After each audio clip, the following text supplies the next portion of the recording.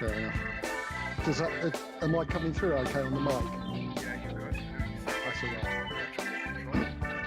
Well, no, because again, I've had to nick my headset off my voice, so I've got no. I can't hear anything effectively. It sounds very muffled, so I've got no idea what the volume's like. So I will try and keep it as it is.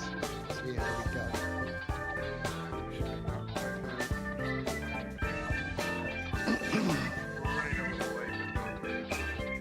Okay. Well, no, I'll probably. I've got 35 slides, so I'll expect I'll be up before the 50 minutes. Yeah, I thought that yesterday, and then ended up rushing the last 5 slides. You've got the gift of the gab, though. You've got the gift of the gab. I was trying to explain how something works to people, and then I realised. Well, while you're doing your clinic, I'm going to be flashing this. As you do.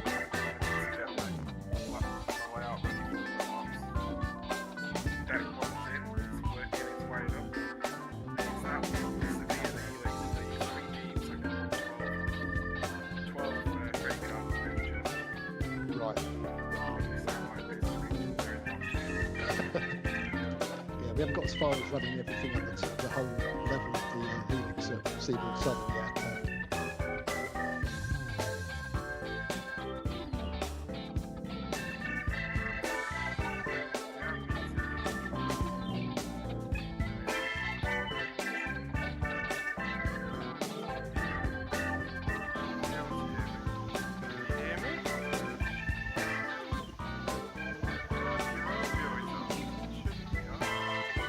It's on now. See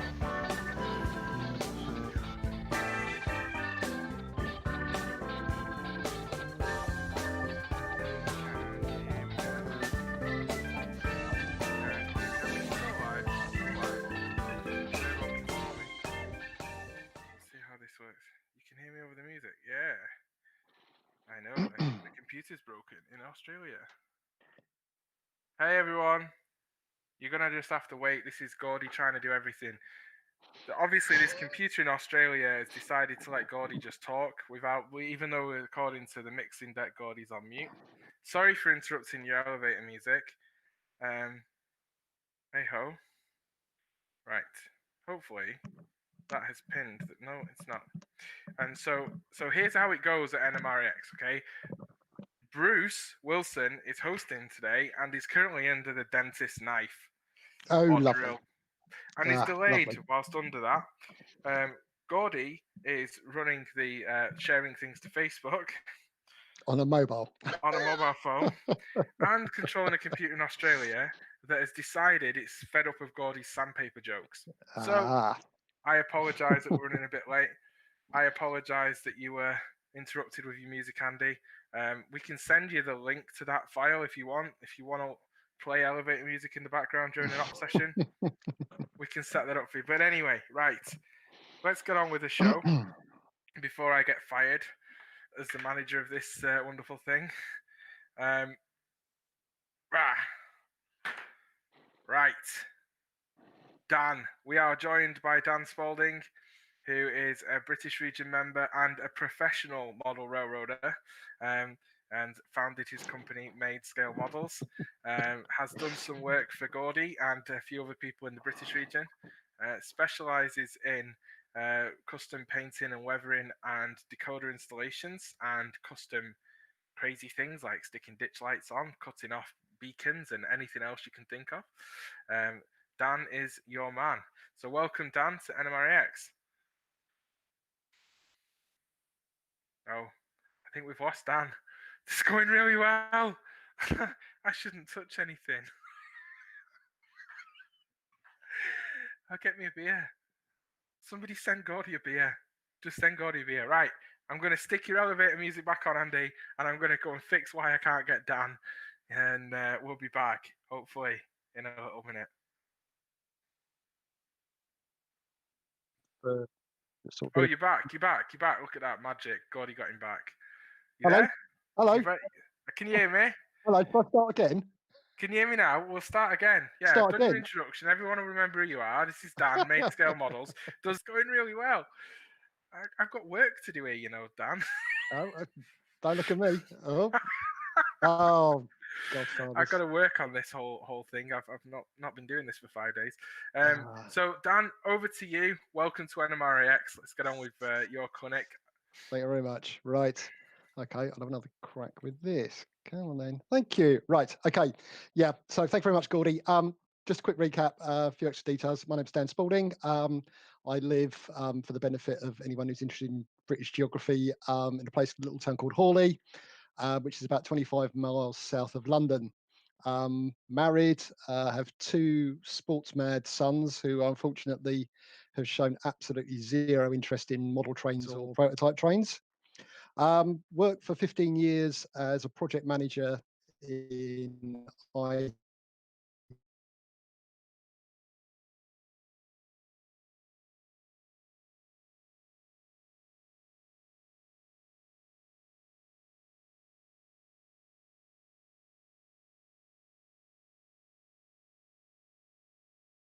I think we've lost Dan's audio again there. Certainly I have.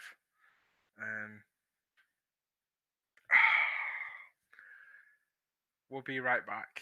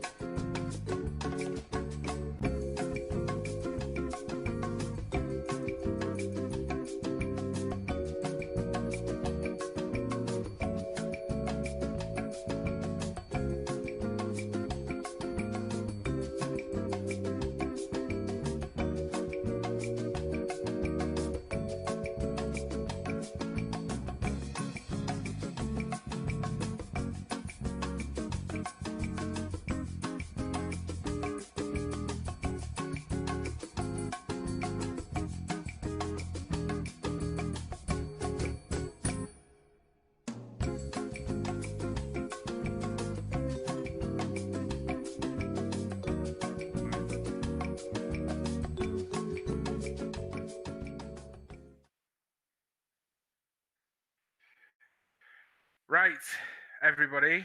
I have managed to get Dan back, and hopefully we don't lose Dan again. So we will let Dan carry on with his clinic. Over to you, Dan. Right, thanks very much, Gordy. Right, okay. Subject of today's presentation that I'm going to deliver is airbrushing for railroad modelers. So we're going to cover a few bits and pieces, cover general painting and also a little bit of weathering towards the end. So hopefully you'll find something useful. Okay.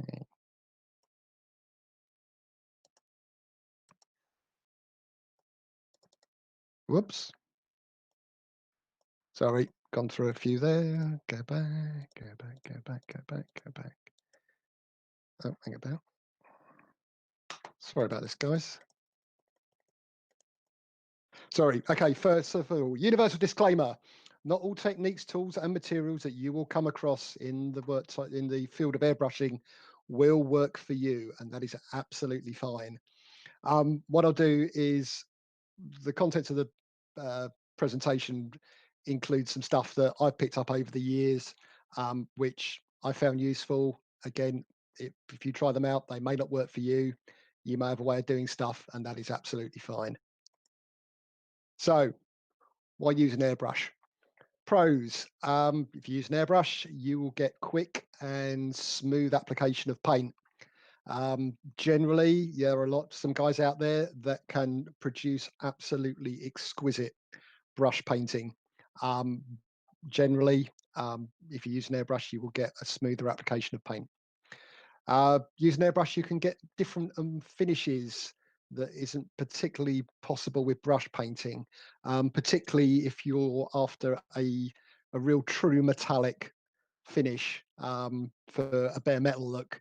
It's very, very difficult to do that with brush painting. Cons to airbrushing.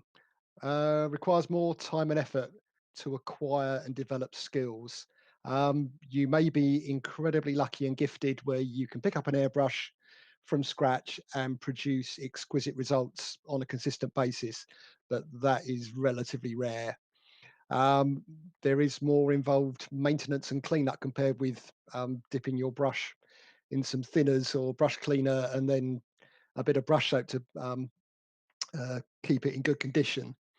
And again, there's obviously a higher financial investment to buy equipment, more of which we'll come on to a bit later.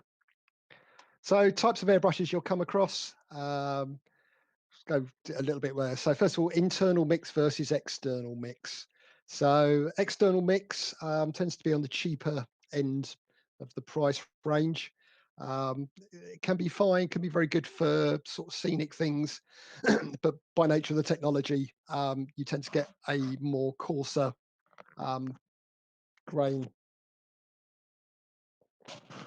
Internal mix, again, slightly more expensive, but again, the opposite to external, where the paint's mixed internally, you get a finer spray pattern. So it's better for sort of fine detail and smaller scales. Got to the top, gravity versus bottom feed.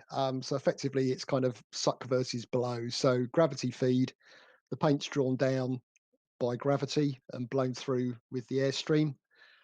Bottom feed is more of a suction mechanism, so the air is sucked up. At the bottom there, dual or single action. So the airbrush can either work with a single trigger to control the air, and the needle is controlled at the end via a screw. Dual action, both the air and the paint flow are on the trigger, which we'll explore a bit with the next slide. So most double action airbrushes with a top trigger will conform to this kind of setup. So a spring for both the paint flow to control the needle. When you push down on the trigger, that releases the air, as we see here with the spring and the air valve. As you pull back on the rocker, that releases the paint. Also, that isn't shown on here, most airbrushes come with a needle cap that normally fits around here to protect the needle. In most cases, they're removable, which is very good, very useful for if you're doing very, very fine close-up work. It allows you to get in there without any sort of and minimize paint splatter. So, essential equipment. Obviously, first thing is an airbrush. And again, we said you can either have variations in trigger or how the paint feeds. Again, for sort of fine modeling, painting models, a internal feed works better. Again, single action, double action. My personal choice is a dual action. But again, you can get away with a single action, especially if you're starting off and you just want to get used to spraying paint consistently. Again, if you look at airbrushes, they come in a variety of needle sizes. Some of the H&S airbrushes go down to 0.15 needle size, which is probably too small for what you do to spray model paints. They're really designed for artists that spray oils. Again, they can go up to fairly hefty, but again, probably up to 0.5 is a good sort of good top end to still keep a nice spray pattern, and allow some detail, but also be able to get paint through, especially if you're modeling in larger scales. When you buy an airbrush, it normally doesn't come with a hose. So most airbrushes on the market come with a 1/8 inch thread, and there are normally a variety. Most airbrush dealers on the internet or shops will sell you a hose. Tend to come in either solid braided, which are more flexible, or you can get them in soft clear plastic. The advantage of the plastic one is, even though it's slightly more rigid, it's useful to be able to see whether or not you're getting condensation coming up the line, which may get into your paint. In terms of manufacturers, any number of manufacturers out there, names that you probably may come across: Badger, Iwata, Mr. Hobby, Japanese, from the makers of Guns Paints, under the name of Procon. Harder and Steenbeck, Pash, Sparmax, you've got Divliblis, a few others out there. With airbrushes, it tends to be you get what you pay for. You can buy very, very cheap airbrushes off of eBay or Amazon, which will normally be Chinese-made clones of either Iwatas or Badgers. By and large, they'll work for probably 3 or 4 times, and then something will break on them.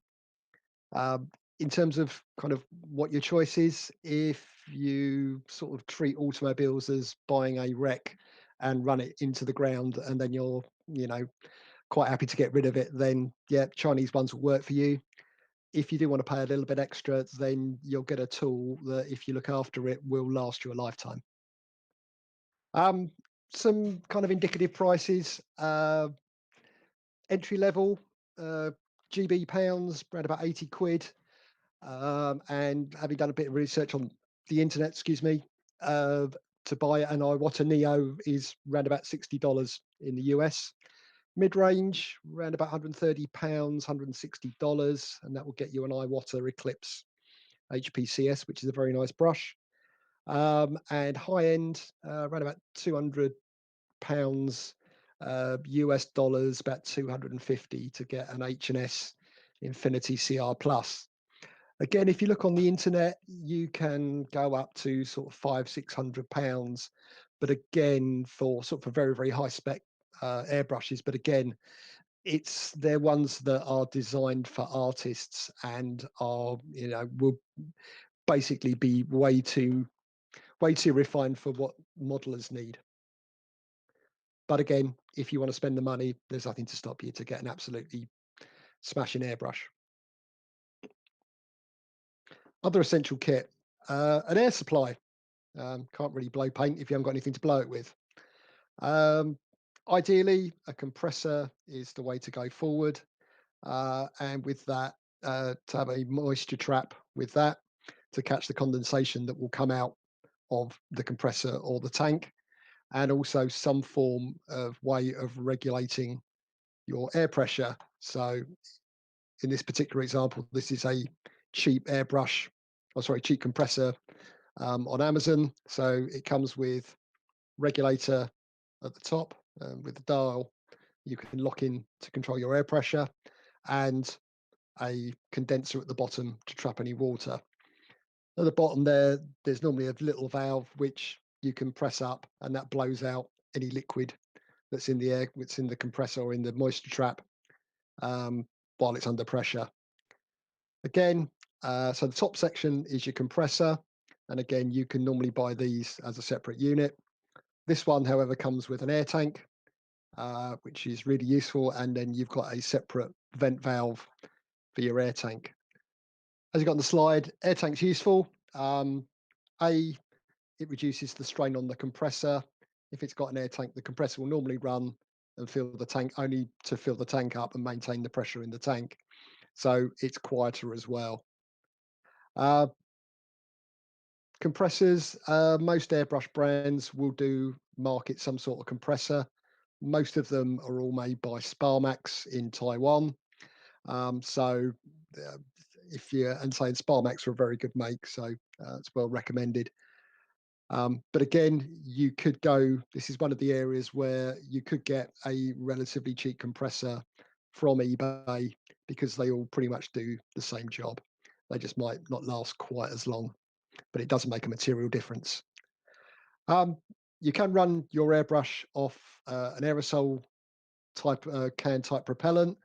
The drawbacks with these are they're very, very expensive for the amount of spray time you get, and B, certainly when I first started airbrushing and using those, as they run, they get incredibly cold and the air pressure drops. So you wind up having to stick them in a bath of warm water to stop that happening to keep the pressure up. So generally, not really. If you're going to do any amount of airbrushing, it's really, really worth investing in a compressor.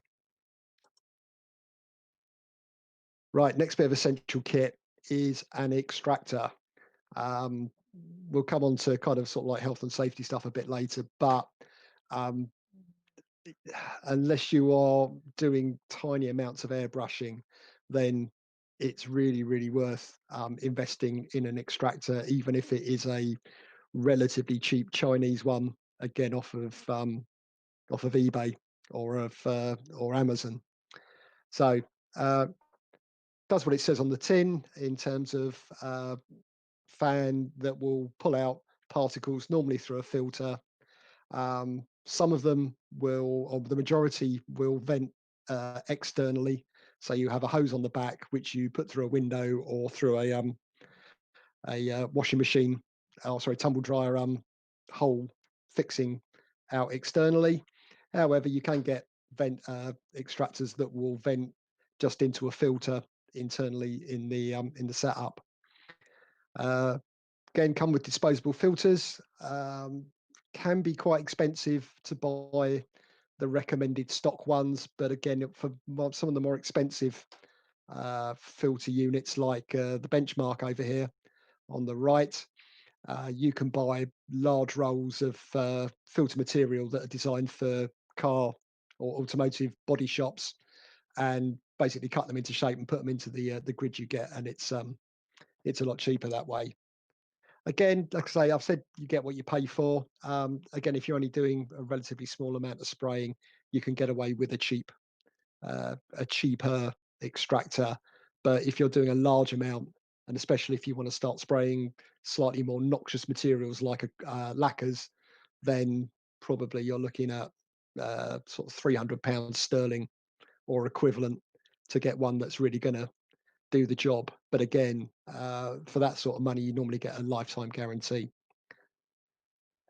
The other bit of kit is a mask respirator. Again, slightly difficult getting hold of these items at the moment with the current COVID situation. But certainly, if you're going to be thinking of spraying either enamels or lacquers, they're very useful as an additional layer, additional form of protection. In terms of the filters, you need to be a little bit careful to make sure you get the right ones. The more basic ones will only really work for dust, and they're designed for DIY. So make sure you check the spec on your filter units to make sure that they're good for organic and inorganic solvents. In terms of makers, 3M, sort of major manufacturer of them, and certainly in the UK, JSP Force 8 are good brands. Okay, stuff that will make your life easier. A Mac valve. So this is the item here on the right. So basically it does what it says. So micro air control valve. So it allows you, rather than having to reach down and twiddle the dial on your compressor, which may be either by your ankles or in another room somewhere, you can change your air pressure on the fly just by turning the knob on the housing in and out. Piece next to it, quick release hose connectors. Again, it's a really useful bit of kit. Rather than having to keep on screwing and unscrewing the airbrush off the end of the hose, you can fit one of these on, and it just pings on and off. So if you're using multiple airbrushes, it's very useful. But even just for getting the airbrush off to clean it up or strip it down, it's a lot easier. And again, both those two items are pretty cheap. So it's around about 15, 10, 15 pounds each. So, and again, you can buy cheap versions, cheap Chinese versions off eBay for probably even less than that. A cleaning pot. Certainly, it makes life a lot easier for cleaning up your airbrush. And also, you've got a little holder, so it doubles up as an airbrush holder. Basically, you fill up the jar, probably about a third full with water. And then when you need to blow your airbrush through, you put your thinners in the top or whatever you're using for cleaning it, and then you can just blast it into the jar. So saves too much in the way of nasty fume going everywhere, or just mess. So well recommended, and again, pretty cheap. Fashioned screwdriver or cocktail stick or wooden uh, coffee stirrer from Starbucks or your favorite coffee emporium. However, there are a few more kind of slightly more high-tech gizmos available. Badger and Trumpeter both do what is effectively a coffee frother or milk frother for coffee machines, except with more of a spade uh, attachment on the end, which is very good for larger paint jars. So Tamiya, Badger, Polyscale that was. If you're using the kind of dropper bottle styles like Vallejo or AK or Ammo, then if you look on eBay for nail polish shakers, basically it's a sort of vibrating machine with a rubber strap to do nail polish bottles, but they work really well for those dropper types. Again, if you're going to go for the manual route, Tamiya make very, very cheap paint stirrers with a nice flat blade for getting stuff agitated. And again, a little trick that I do for anything that comes in a plastic bottle, I'll add an M4 stainless steel nut as an agitator. You see some of the paint manufacturers like AK and Ammo will sell you ball bearings. The only issue with ball bearings is if you're using the dropper bottles and you actually drop the paint out of the little nozzle, when you turn the paint bottle upside down, the ball bearing will fall down and lodge itself in the paint in the nozzle, and you can't get your paint out. So putting a nut in there means that it's a irregular shape, so you'll still get paint out the bottom. We talked about air tanks on talking about compressors, but again, if you've got a compressor which doesn't come with an air tank, it's possible to buy a standalone air tank and plumb it in with a bit of extra hose or whatever. And again, it's got the benefits of making life a little bit easier and prolonging the life of your compressor a little bit. A couple of other bits which I'll run through quickly. Nitrile gloves. Again, it keeps paint off your hands.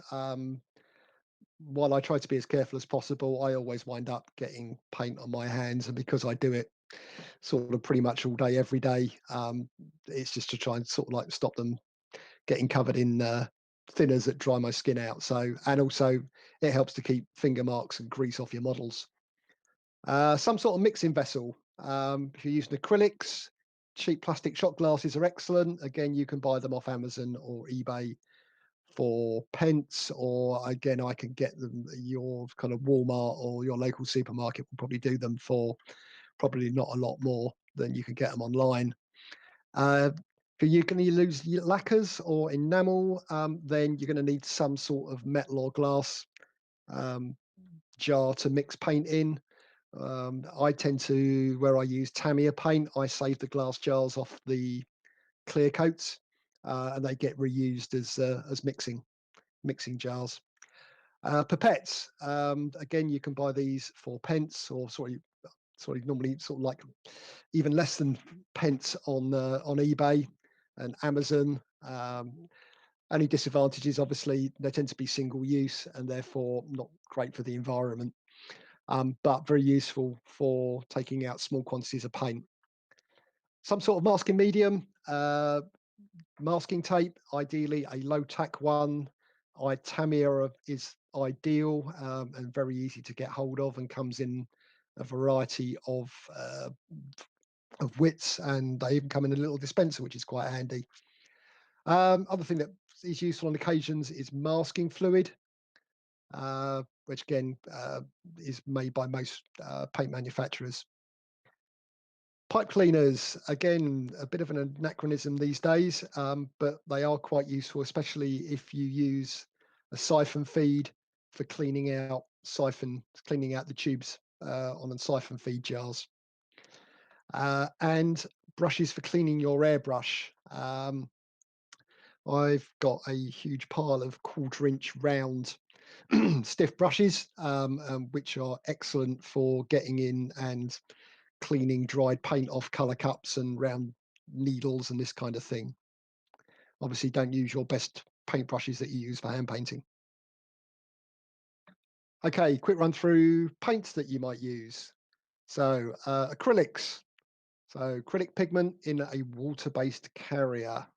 Pros to these: less or no unpleasant residual smell. Normally pretty quick drying, and being water-based, they are very easy to clean up. You can get away with using warm water with a bit of dish liquid in there if you need to be. Cons tend to be somewhat less hard wearing than lacquer paints or enamels, and they have a larger pigment size, which normally means that ideally you want to go with a slightly larger needle size in your airbrush to make sure they flow properly. Few brands on the market: Badger, Acuflex, Polyscale as was, Model Master as was, Vallejo Air, AK, and Ammo, Revell, Railmatch, which is a British brand, and Guns, Japanese, Humbrol, and Life Color, which are Italian. And also should have mentioned Tamiya on there. Across hybrid acrylics out there, which are alcohol based.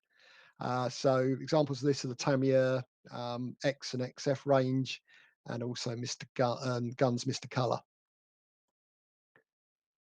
Lacquers and enamels. So normally, again, an acrylic pigment, but this time in a mineral spirit-based carrier.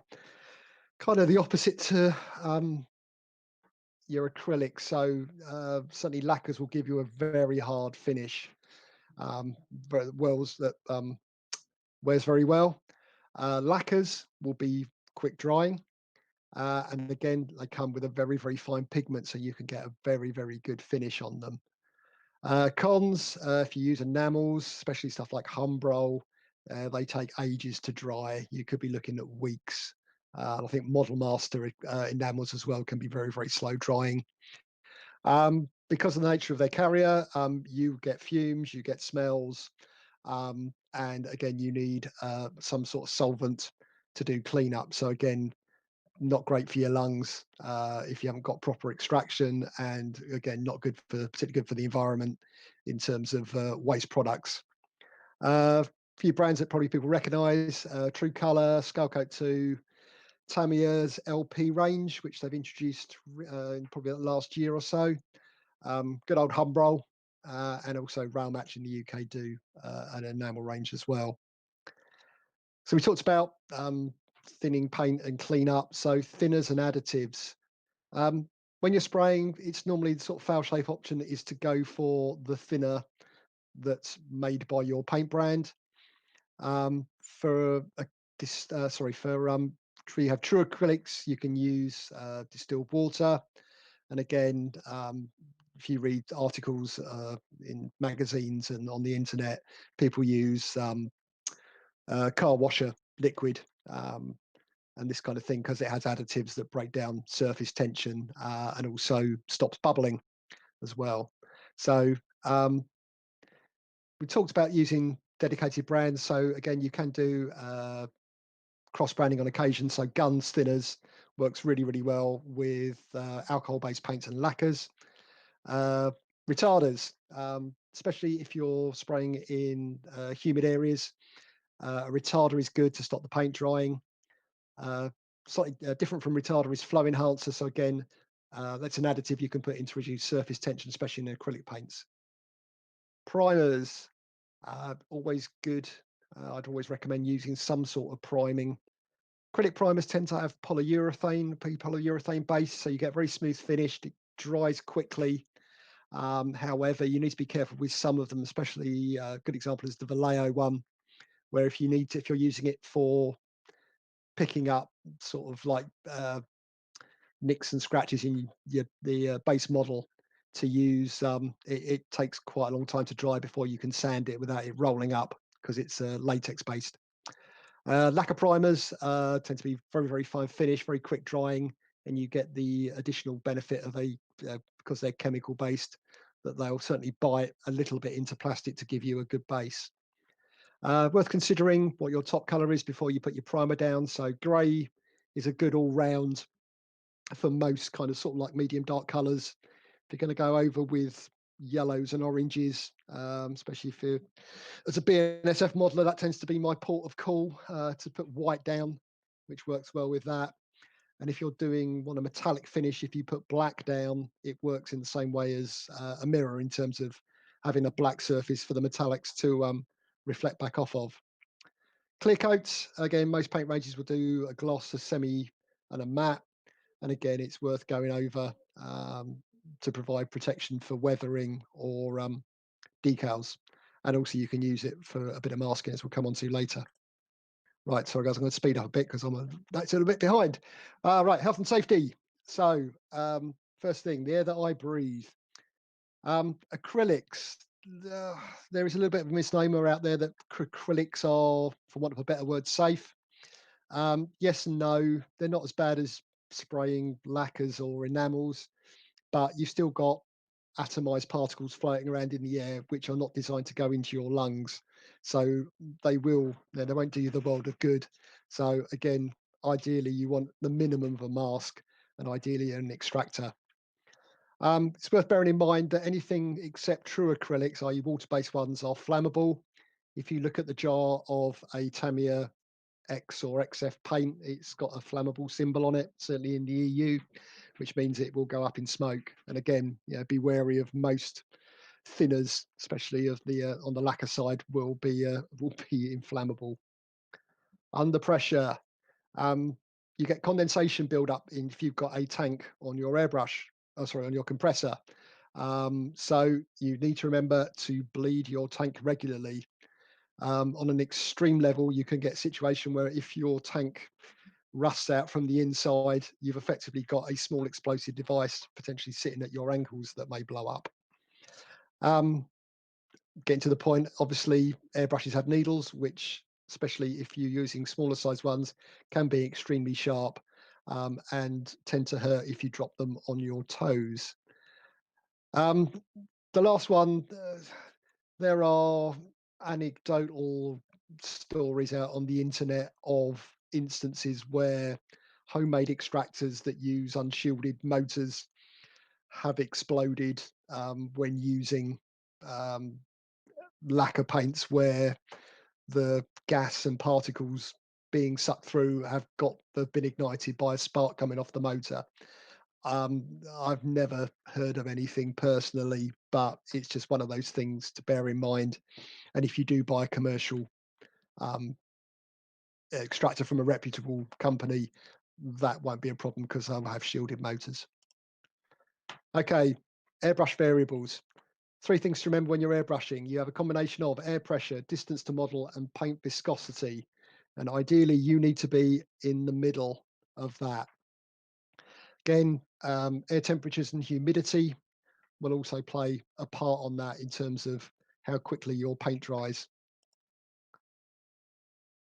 Paint and thinner ratios. Most lacquer and the majority of acrylic paints these days come airbrushed ready. So, i.e., you should be able to stick those straight in your airbrush without any problems. The only drawback with acrylics is over time, once they've been opened, they will tend to thicken up. So, you still need to sort of, if you've had a paint for a while, you still need to check that it's good to go, and you may need to use a bit of thinners. General rule of thumb is you want the consistency of semi-skim milk, or else if you're using clear shot glasses to mix your paint, if you swill the paint, round the outside of your mixing cup, hold it up to the light and put your finger behind. If you can see your finger through the paint, then it normally means that it's thin enough. As you say, referring to the previous article, because you've got various combinations of factors, paint ratios are not an exact science. So a lot of paint manufacturers where paint does need thinning will quote a ratio. It's useful as a kind of ballpark, but don't treat it as gospel. Similarly, air pressure, again, don't treat it as an exact science. So again, quoted air pressures should be taken on advisement, but again, where you've got either a MAC valve or the adjustment on your pressure, you've got a pressure gauge on your extractor, then you may need to play with that around what the manufacturers recommend. Ballpark pressures that I use is around about 25 psi for acrylics and around about 10 to 15 psi for lacquers.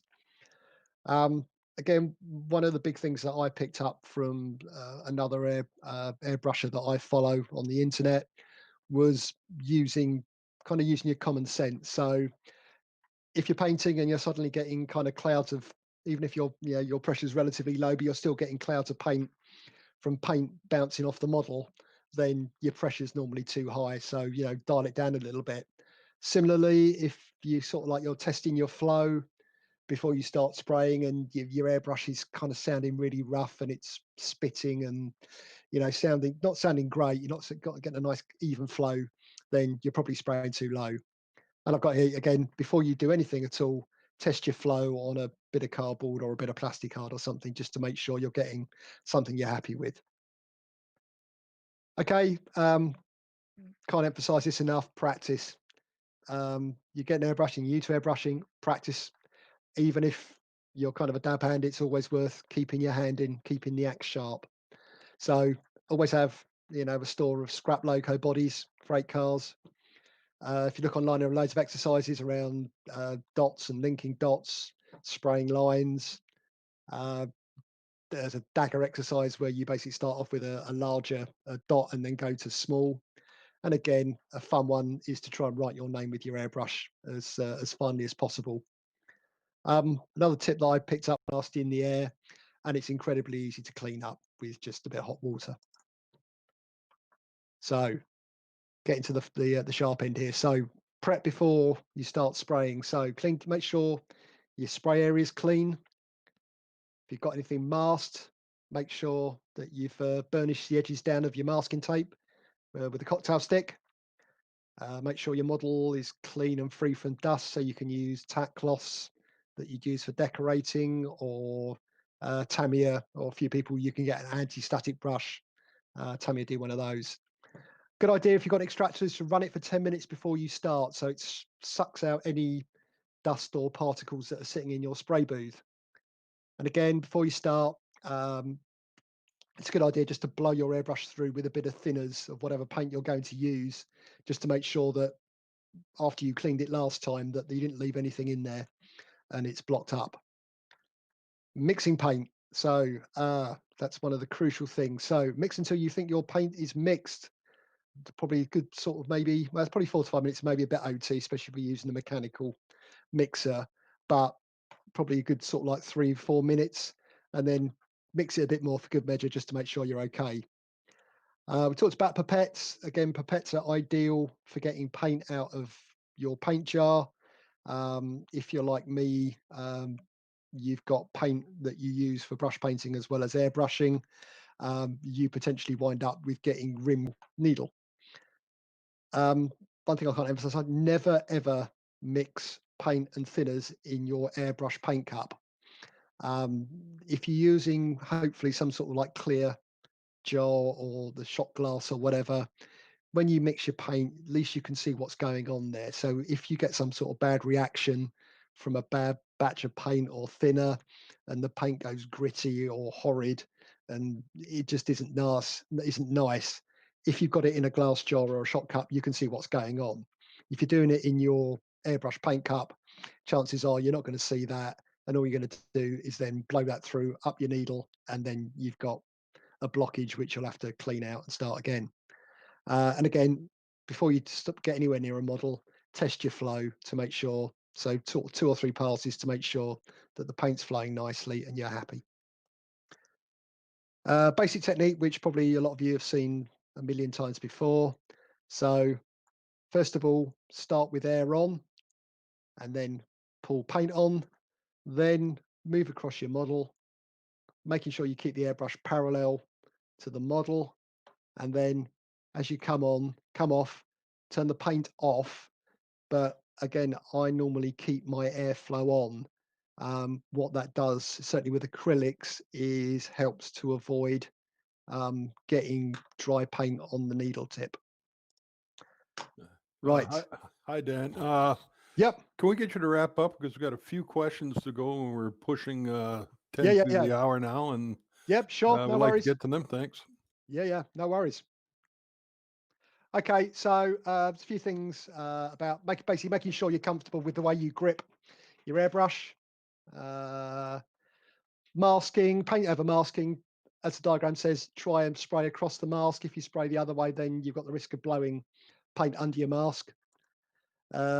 Clean up, touched on that. So basically the way that I do it is dump your paint that you've got left in the cup, a bit of cleaner, put your brush in, give it a wash round, do the needle, dump that, then blow through into your cleaning jar with fresh thinners. Maintenance cleanup, seals, just be aware that some cheaper airbrushes only come with rubber seals, and if you put lacquers through them, they'll expand and you get blockages and stuff like that. The more upmarket airbrushes come with Teflon seals you don't have to worry about. It's worth also lubrication, so needle juice or needle lube, which the airbrush manufacturers sell at the front end. And for your air valves and trigger, I use a little bit of light oil, like Labelle, but very, very small amounts. Needles and nozzles, always treat with care. I always keep a spare set. Nothing more annoying than if you decide to drop your needle while you're cleaning it and you bend it, then you're stuck waiting for a new needle to come through the post. Most common problem you'll come across with acrylics would be dry tip. Rough paint, orange peel, you're basically too far away, your air pressure's too high. Paint stopping and starting, you've either not mixed it properly. Dry paint, again, it's clean up. Do we want to stop there? Because I'm just going to go on to some weathering after this. Which is kind of, we unfortunately we don't have time. So let's kill it. Okay. Stop if you can, and then we'll get let's questions. Go. Yeah, I'll take questions. Not a problem. So we can stop your share. Sorry. That's all right. Right. Let's kill that. Okay. You throw your camera back on, and okay, we'll see. Hopefully my internet won't go there down. we go. Perfect.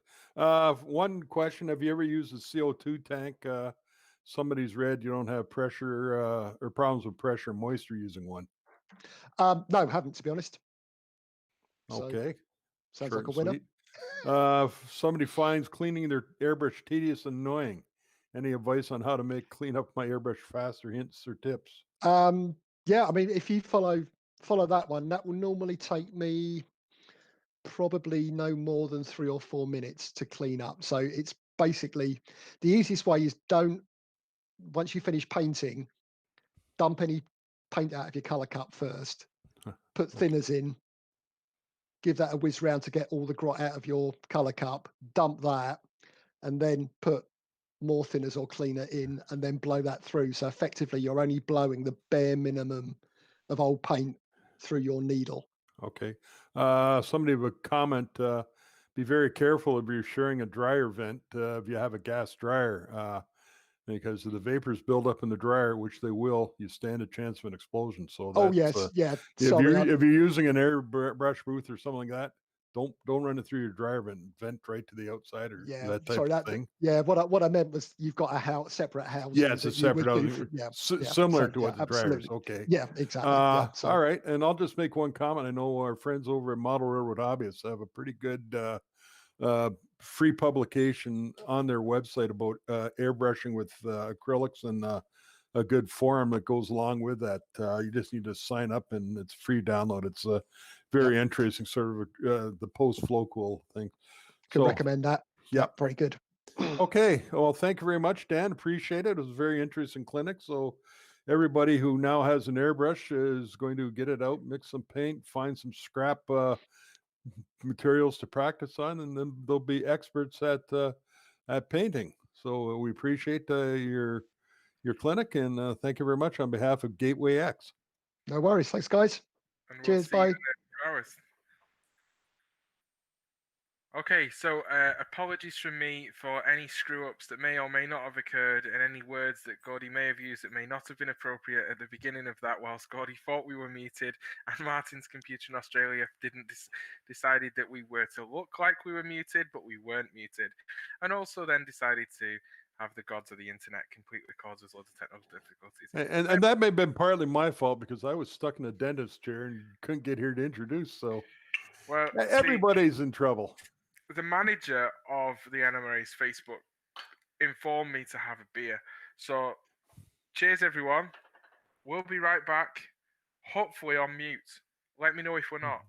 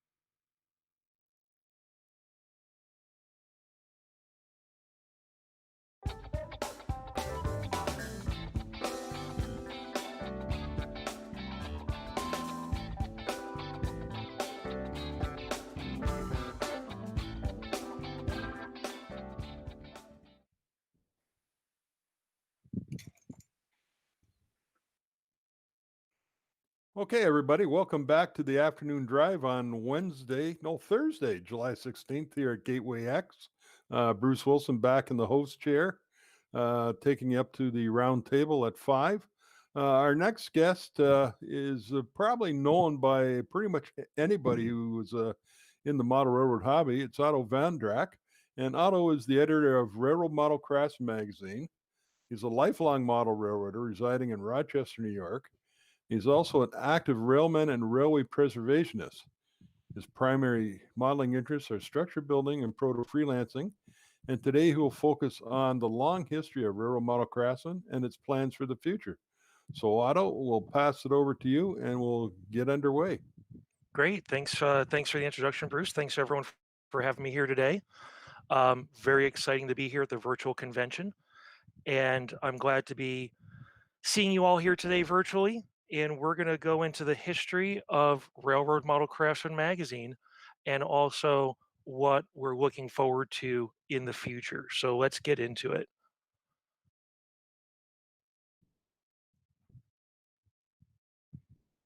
As you may know, Railroad Model Craftsman is published by White River Productions. Our headquarters are outside of the Kansas City, Missouri area, a town called Buckland, and that's where all of our warehousing and distribution comes out of.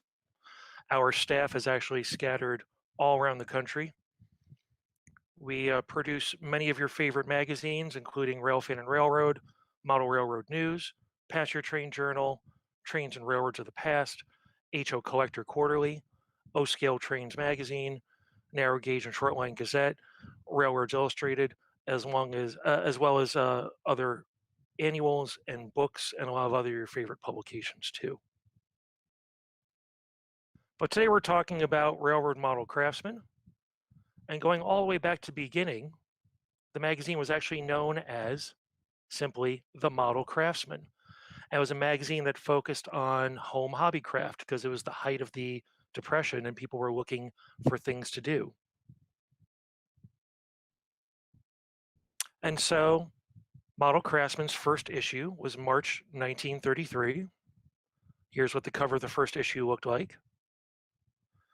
I also like to point out that we are a year older than that other magazine you may have heard of.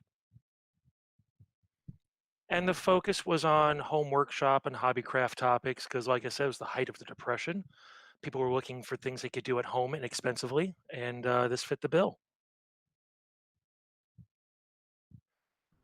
Magazine was founded by Emanuel Stieri, and he was a prolific how-to author of the 1930s and 40s.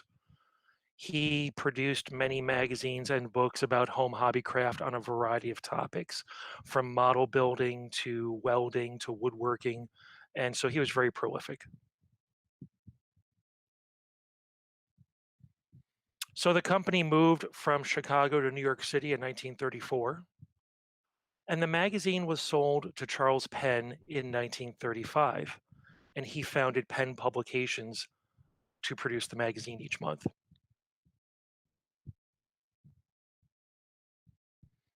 Harold Luce was one of the first editors. And in those days, the magazine continued to focus on a variety of hobby topics: boats, planes, steam engines, race cars, just about anything that was popular.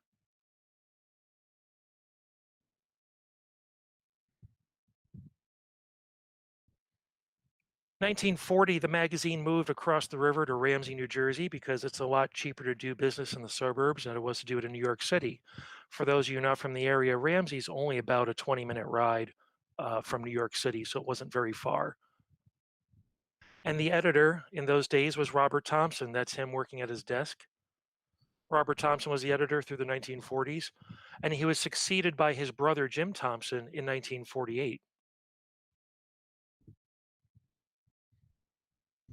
Here is what the offices in Ramsey, New Jersey looked like in 1942. It was a small house right off of busy Route 17. The building's not there anymore, but this is what it looked like in 1942.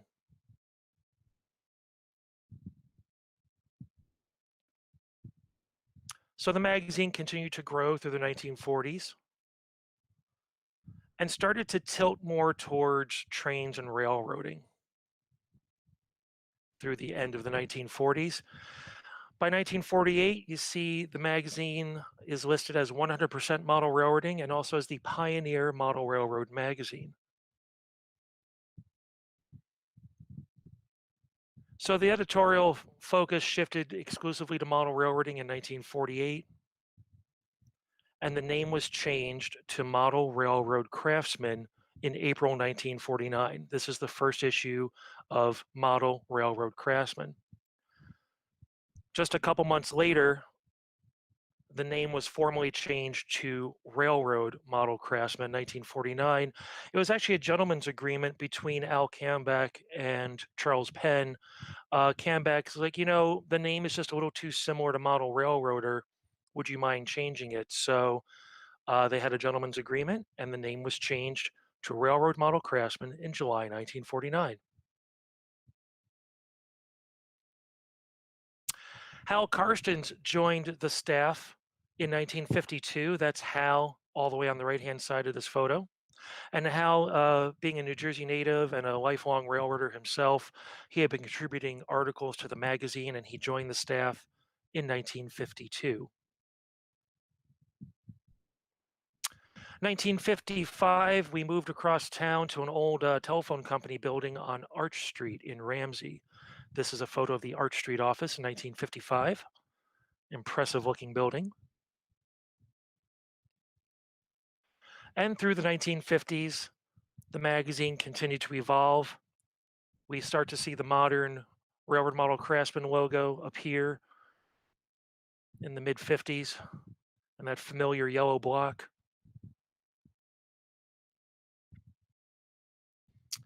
The magazine eventually moved into the Ramsey Journal building in 1962. This was right downtown, right across from the train station. Some of you may remember the Ramsey Journal kit that you could get from AHM and later from Tyco. So you could have RMC headquarters right on your layout. The building is still there downtown, right there along the tracks. Used to be home to the local newspaper, and then RMC moved in there in 1962. So now we move into the Karstens Publications era. That's Hal Karstens at his desk. Charles Penn retired in 1962. Hal Karstens was named publisher, and he purchased the company from Charles Penn and renamed the company Karstens Publications in 1969.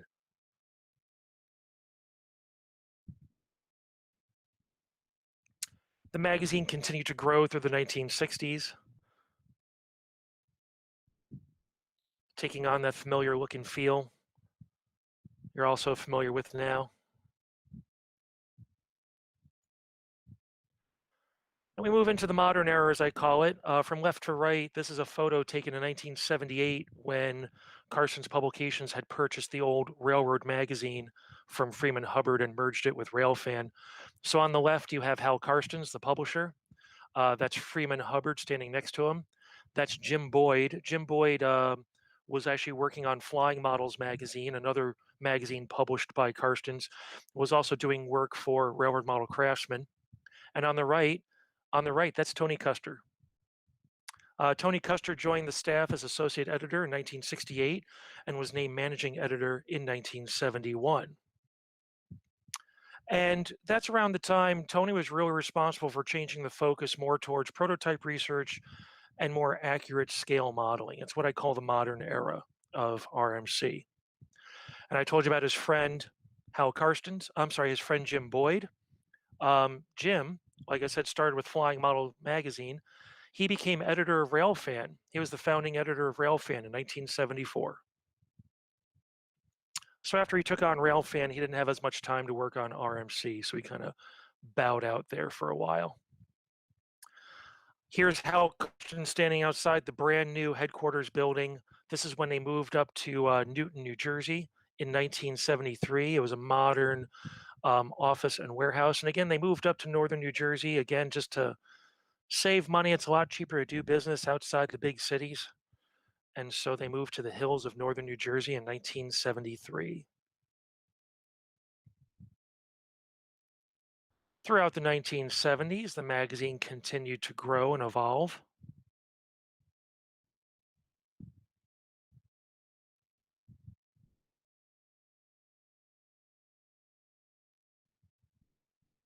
In the late 1970s, we published the landmark V&O story series, all about Alan McKellen's proto-freelance Virginia and Ohio.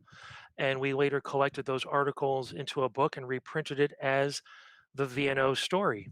And it was all about the design and development of this landmark proto-freelance layout that really set the tone for how we looked at model railroad design and operation into the 1980s. We do have a few copies of this book left. If you go to our bookstore at shop.whiteriverproductions.com, you can pick up a copy of this. We only have a few left in the warehouse, so if you feel so inclined, you can visit after the presentation. So throughout the 1980s, this is when Bill Schomburg joined the staff, and he became managing editor in 1981. And he was joined by Chris D'Amato and Jim Ankrum in 1982. And the same editorial team would be in place for the next 30 years. This was the longest serving editorial team we've had in the magazine's history. And the magazine, again, continued to grow and evolve under Schomburg's leadership. Who remembers the Gary Coleman cover? I think I remember seeing that when I was in high school, and I was so impressed by that.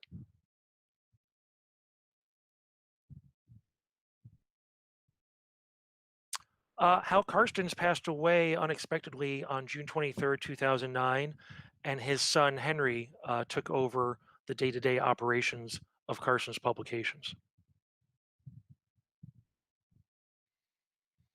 Karstens was first to market with digital edition magazines in 2011. We also built a brand new bookstore and all new websites for all of our magazines. So moving quickly into the digital age.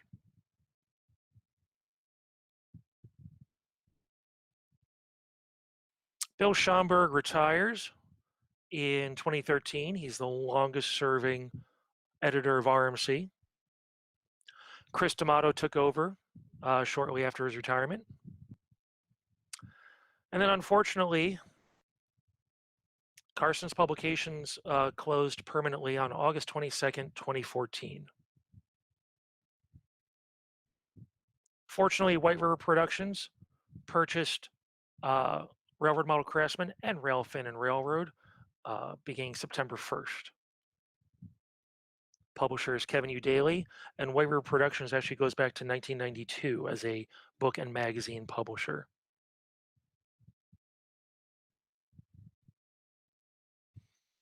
Stephen Priest was named editor starting with the January 2015 issue. And Stephen was responsible for completely redesigning the magazine from top to bottom. So the magazine got its first facelift in about 30 years, which it desperately needed. Stephen Priest announced his departure in 2019, and they began a search for a new editor. Like I said, they were desperate, and there I was. So I was named new editor of Railroad Model Craftsman in February 2019. My first issue was the May 2019 issue, featuring Chris Brimley's Hudson Terminal N scale layout, which is an absolute gem if you've never seen it in person. So I made a few changes working with the staff. We restored the safety valve name to the letters column because that's the name the letters to the editor's column has always been called safety valve since the magazine began, so I brought that back.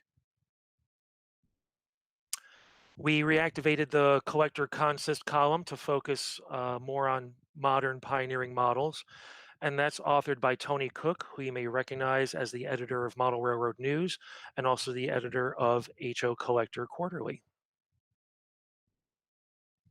We also reactivated the company photographer column so that authors can share their updated modern techniques on how to photograph model railroad. I can't tell you how many times I'm working with potential authors and they're like, well, I'm no photographer and I can't do that.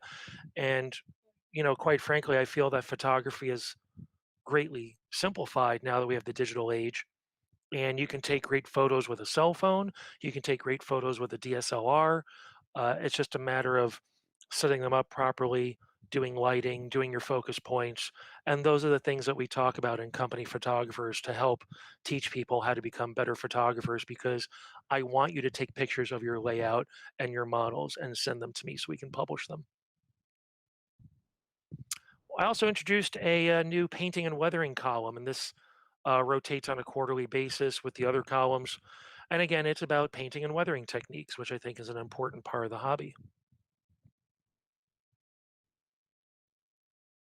So I don't do this alone. I can't do this alone. Our associate editor is Harry K. Wong. He is based out in the San Francisco Bay Area. I also work with Todd Gillette, our graphic designer. And I forgot to add him to this presentation, but Justin Franz is our newest associate editor. He joined us in April, and he works with, and we work really hard to bring you the best in model railroading each month. So how is Railroad Model Craftsman different? Well, we provide a voice for active modelers, and we do that through featuring beautiful home and club layout tours. We focus on model railroad design. Kit bashing and scratch building is still the cornerstone of our magazine. Painting and weathering, especially as we have new materials and new techniques to deal with. And also, we love to cover conventions and railroad prototype modeler meets. That's very important. That kind of interaction and showcasing of models and ideas is a very important part of the magazine.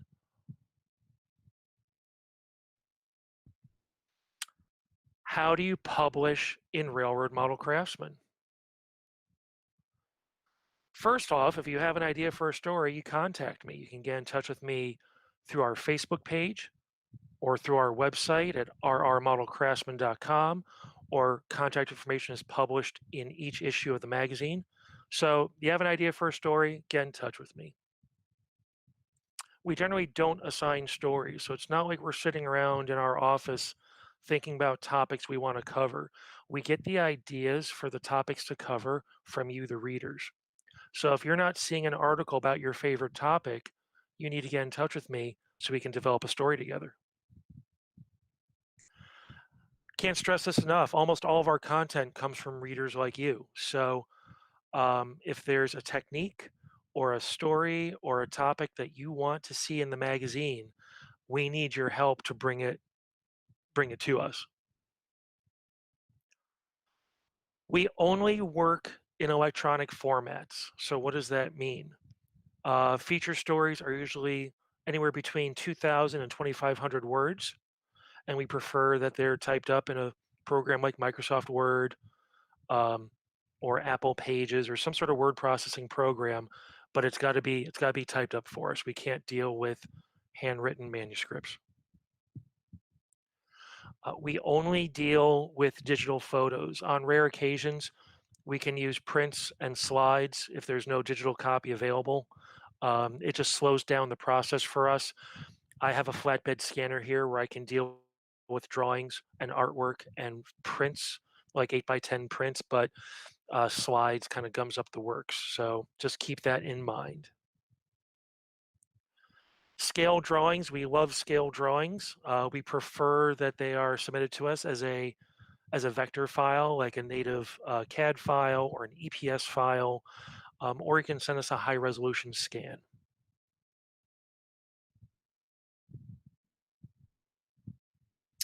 How to write? I get this question all the time. You know, I see a model I want to feature in the magazine. I reach out to the person. They're like, "Well, I'm no author, and I'm no photographer, and I can't do this." And it's like, you absolutely can do it. You can write.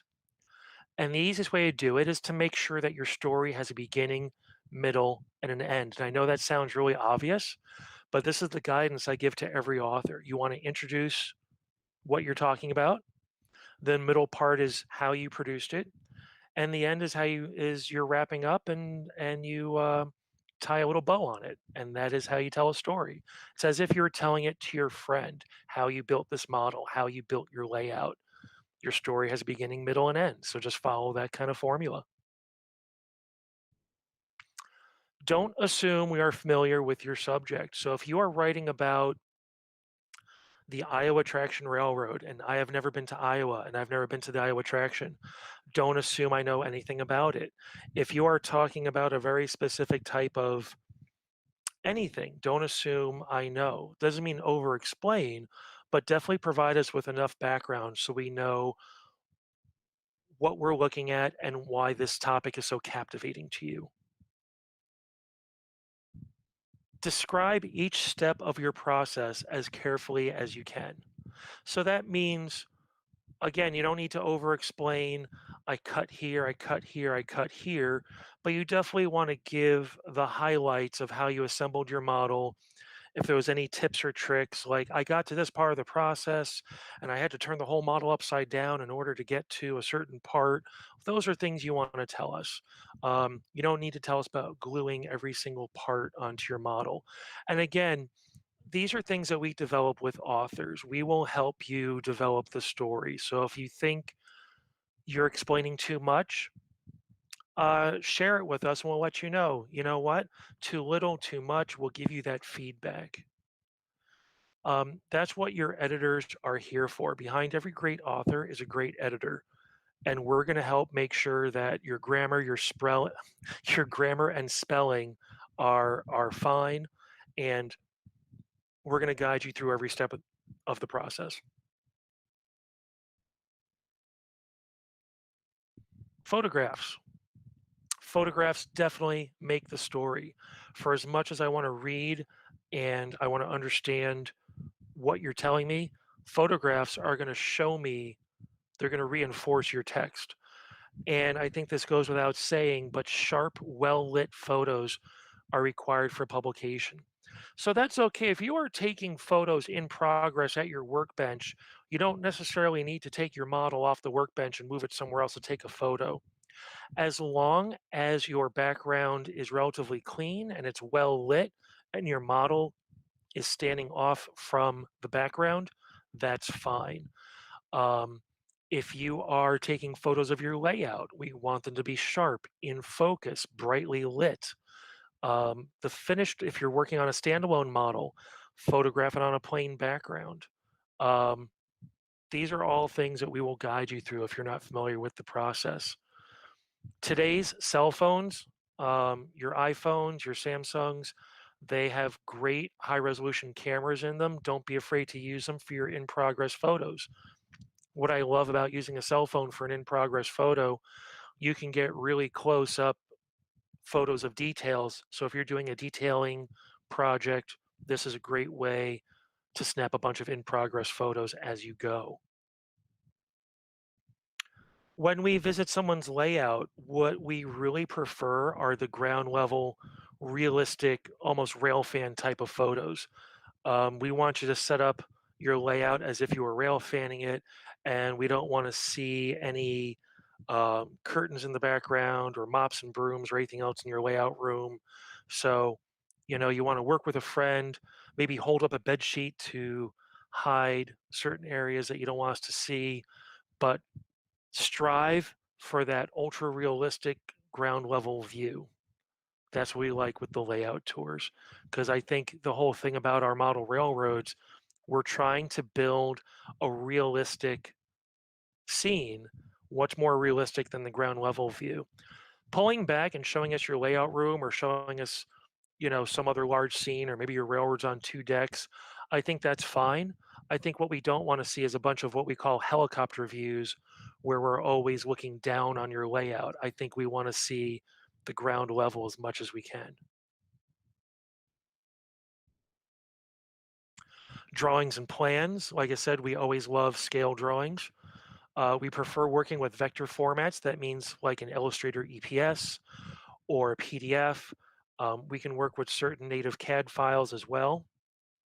If you are doing scale drawings by hand, like on a big draftsman board, we'll also take a high resolution scan of a very large drawing. We can work with that as well. If we're doing a layout tour, we definitely want a layout track plan to go along with the story. And it can be a sketch that shows the basic track layout. It can be something more detailed and to scale, whatever it is, just give us something to work with so that we can trace it and get it into the magazine. The level of detail is up to you. We like to include principal features like scenery and structures. Like if you're crossing a river, show the river. If there's an industry served by the railroad, show the industry. Make sure that you call out towns and industries and interlockings and things like that. Here's the important part everyone always asks me: payment and compensation.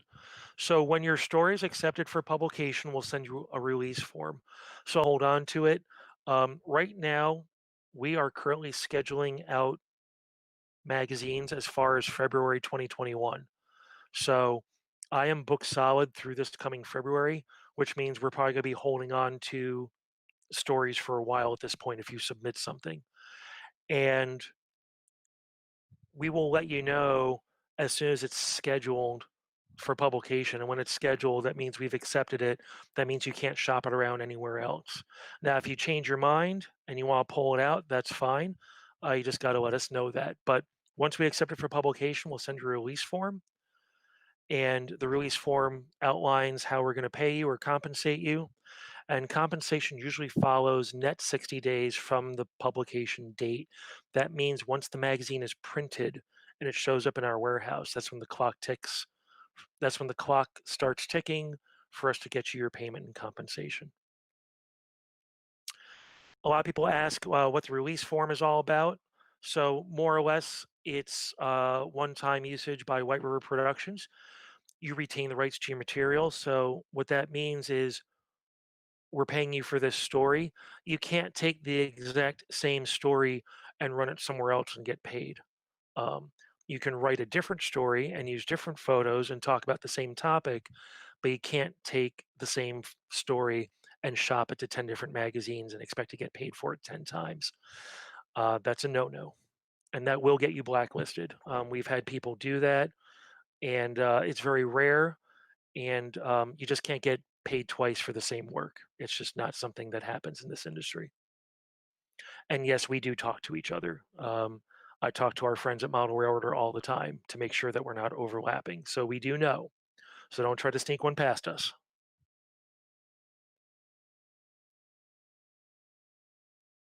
So this is really important. I can't stress this enough, especially in this day and age. Support your local hobby shop. Support your local hobby shop like crazy. Also, you can ask your local hobby shop to carry Railroad Model Craftsman and other White River titles. I think that'd be a great idea because you can tell your hobby shop owner that you will come in and your friends will come in each month just to buy a magazine, and they'll probably come in and buy something else while they're visiting as well. So yes, ask your friends to carry Railroad Model Craftsman. Shameless plug. You can also subscribe. We love subscribers. If your local dealer won't carry us, please consider a subscription. Keeps me off the streets. Appreciate your support.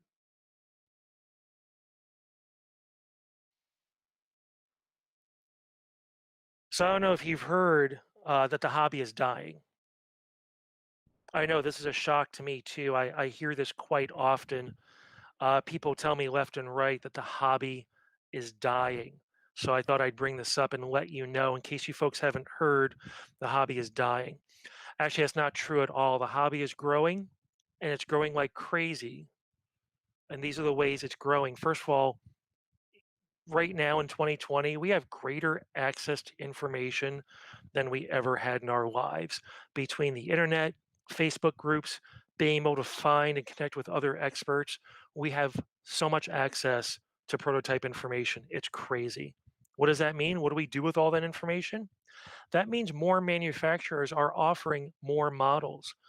Do you remember just 20, 30 years ago, there was one 40-foot boxcar on the market and it was painted for 30 different railroads, and that was it.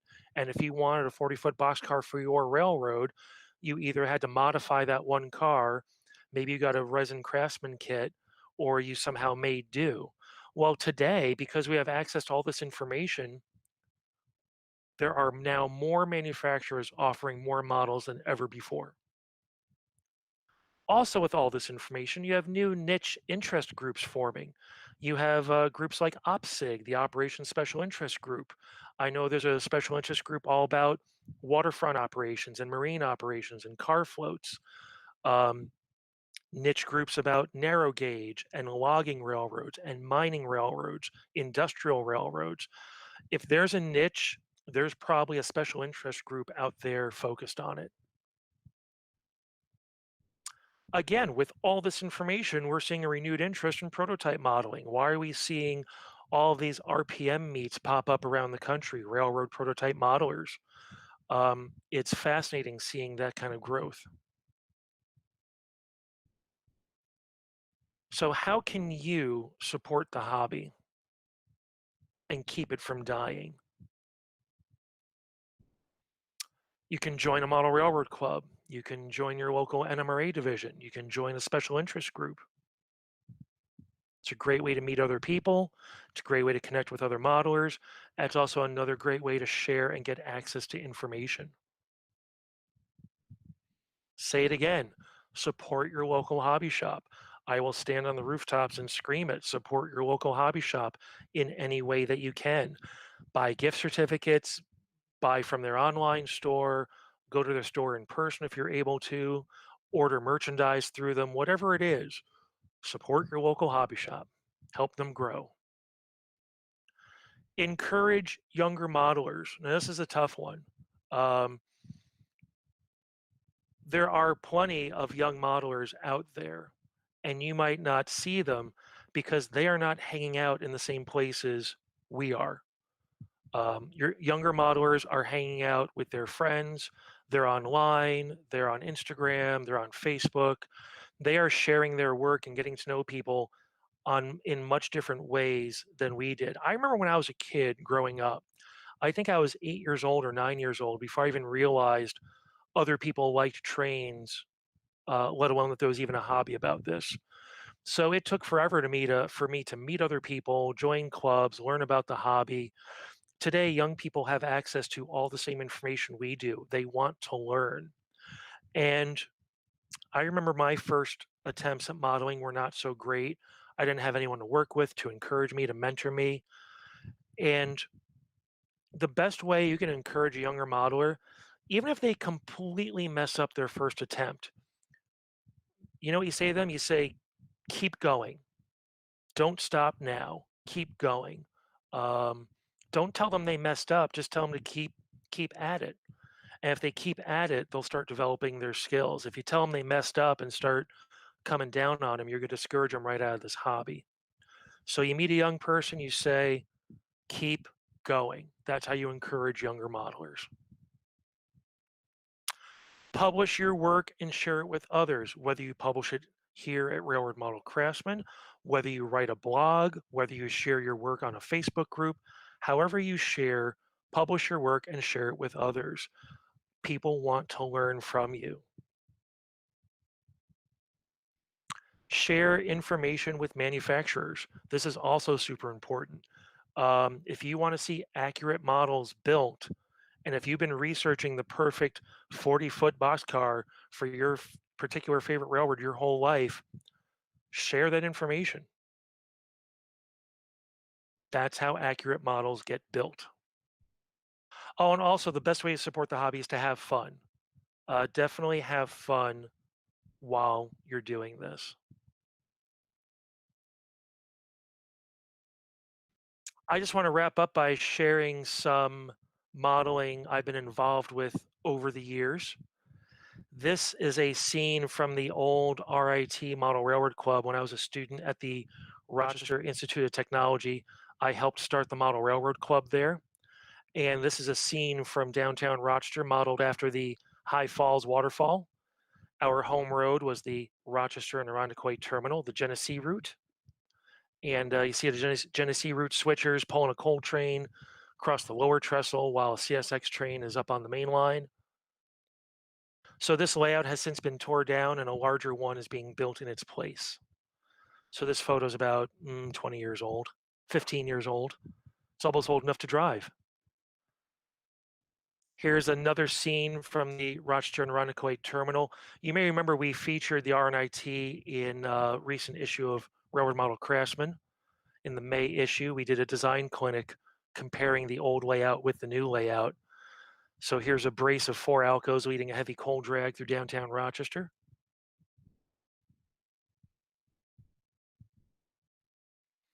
One of my favorite scenes on the old layout, this is a highway in Rochester called the Inner Loop, and we're looking down on the Amtrak station across over to the High Falls, see a Conrail train heading over the falls. Clearly it's rush hour on the Inner Loop, and drivers are getting cut off here. It's very prototypical, if you know Rochester. Another scene we had on the old layout was a model of the old Rochester subway. Rochester subway was a rapid transit trolley route that was built in the bed of the old Erie Canal. Ran from 1927 until 1956. So this was a scene that was modeled after the subway. This is a subway station I scratch built. I did a quick kit bash of a Bachmann trolley for a subway car. And then you see New York Central on the upper level. So this was a fun scene on the old layout.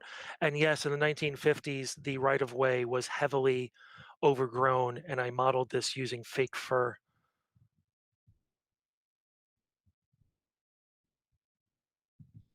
This was a later scene after the subway quit passenger service. It was still being used for freight. So you see abandoned track on the left, the old subway station, and RNIT local coming through the abandoned station on the old layout. Here's some updated work. You probably remember our Consider the Commuter series that we ran between 2018 and 2019. We built a series of modules to create a commuter railroad, and the modules I built were called Flagstone. This is the end of the line. Flagstone was supposed to be a generic suburban scene, and I demonstrated just by changing out the equipment and some of the signs, you can model a variety of eras and railroads. So these are FL9s and coaches produced by Rapido Trains. We have Woodland Scenic's mansard roof house, bungalow house from Atlas, the Atlas station. This was photographed on the modules. I brought them outdoors to the park across the street from my apartment. It's a lot of fun to photograph the trains outdoors in natural light. Here's another scene on the modules with New York Central RDC passing New York Central boxcar being unloaded at the lumber yard. The RDC is a model by Rapido, and the boxcar is a model from, that's a KD model, KD boxcar. Again, HO scale models photographed outside.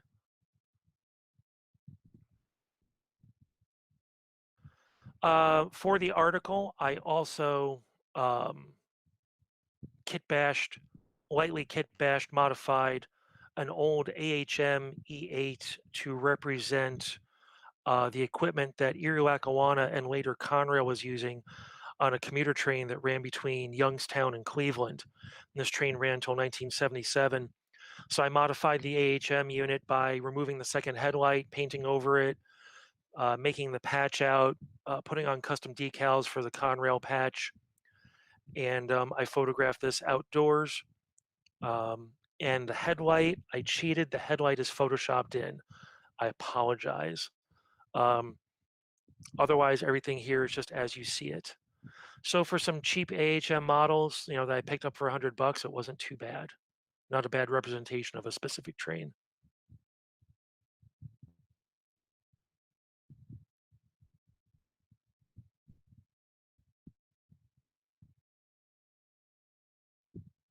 And I think I have one more.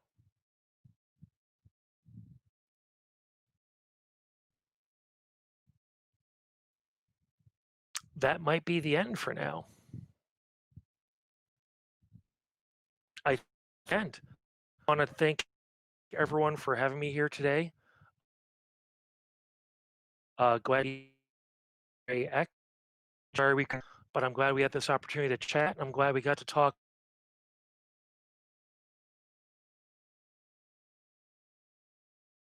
a little bit about from you.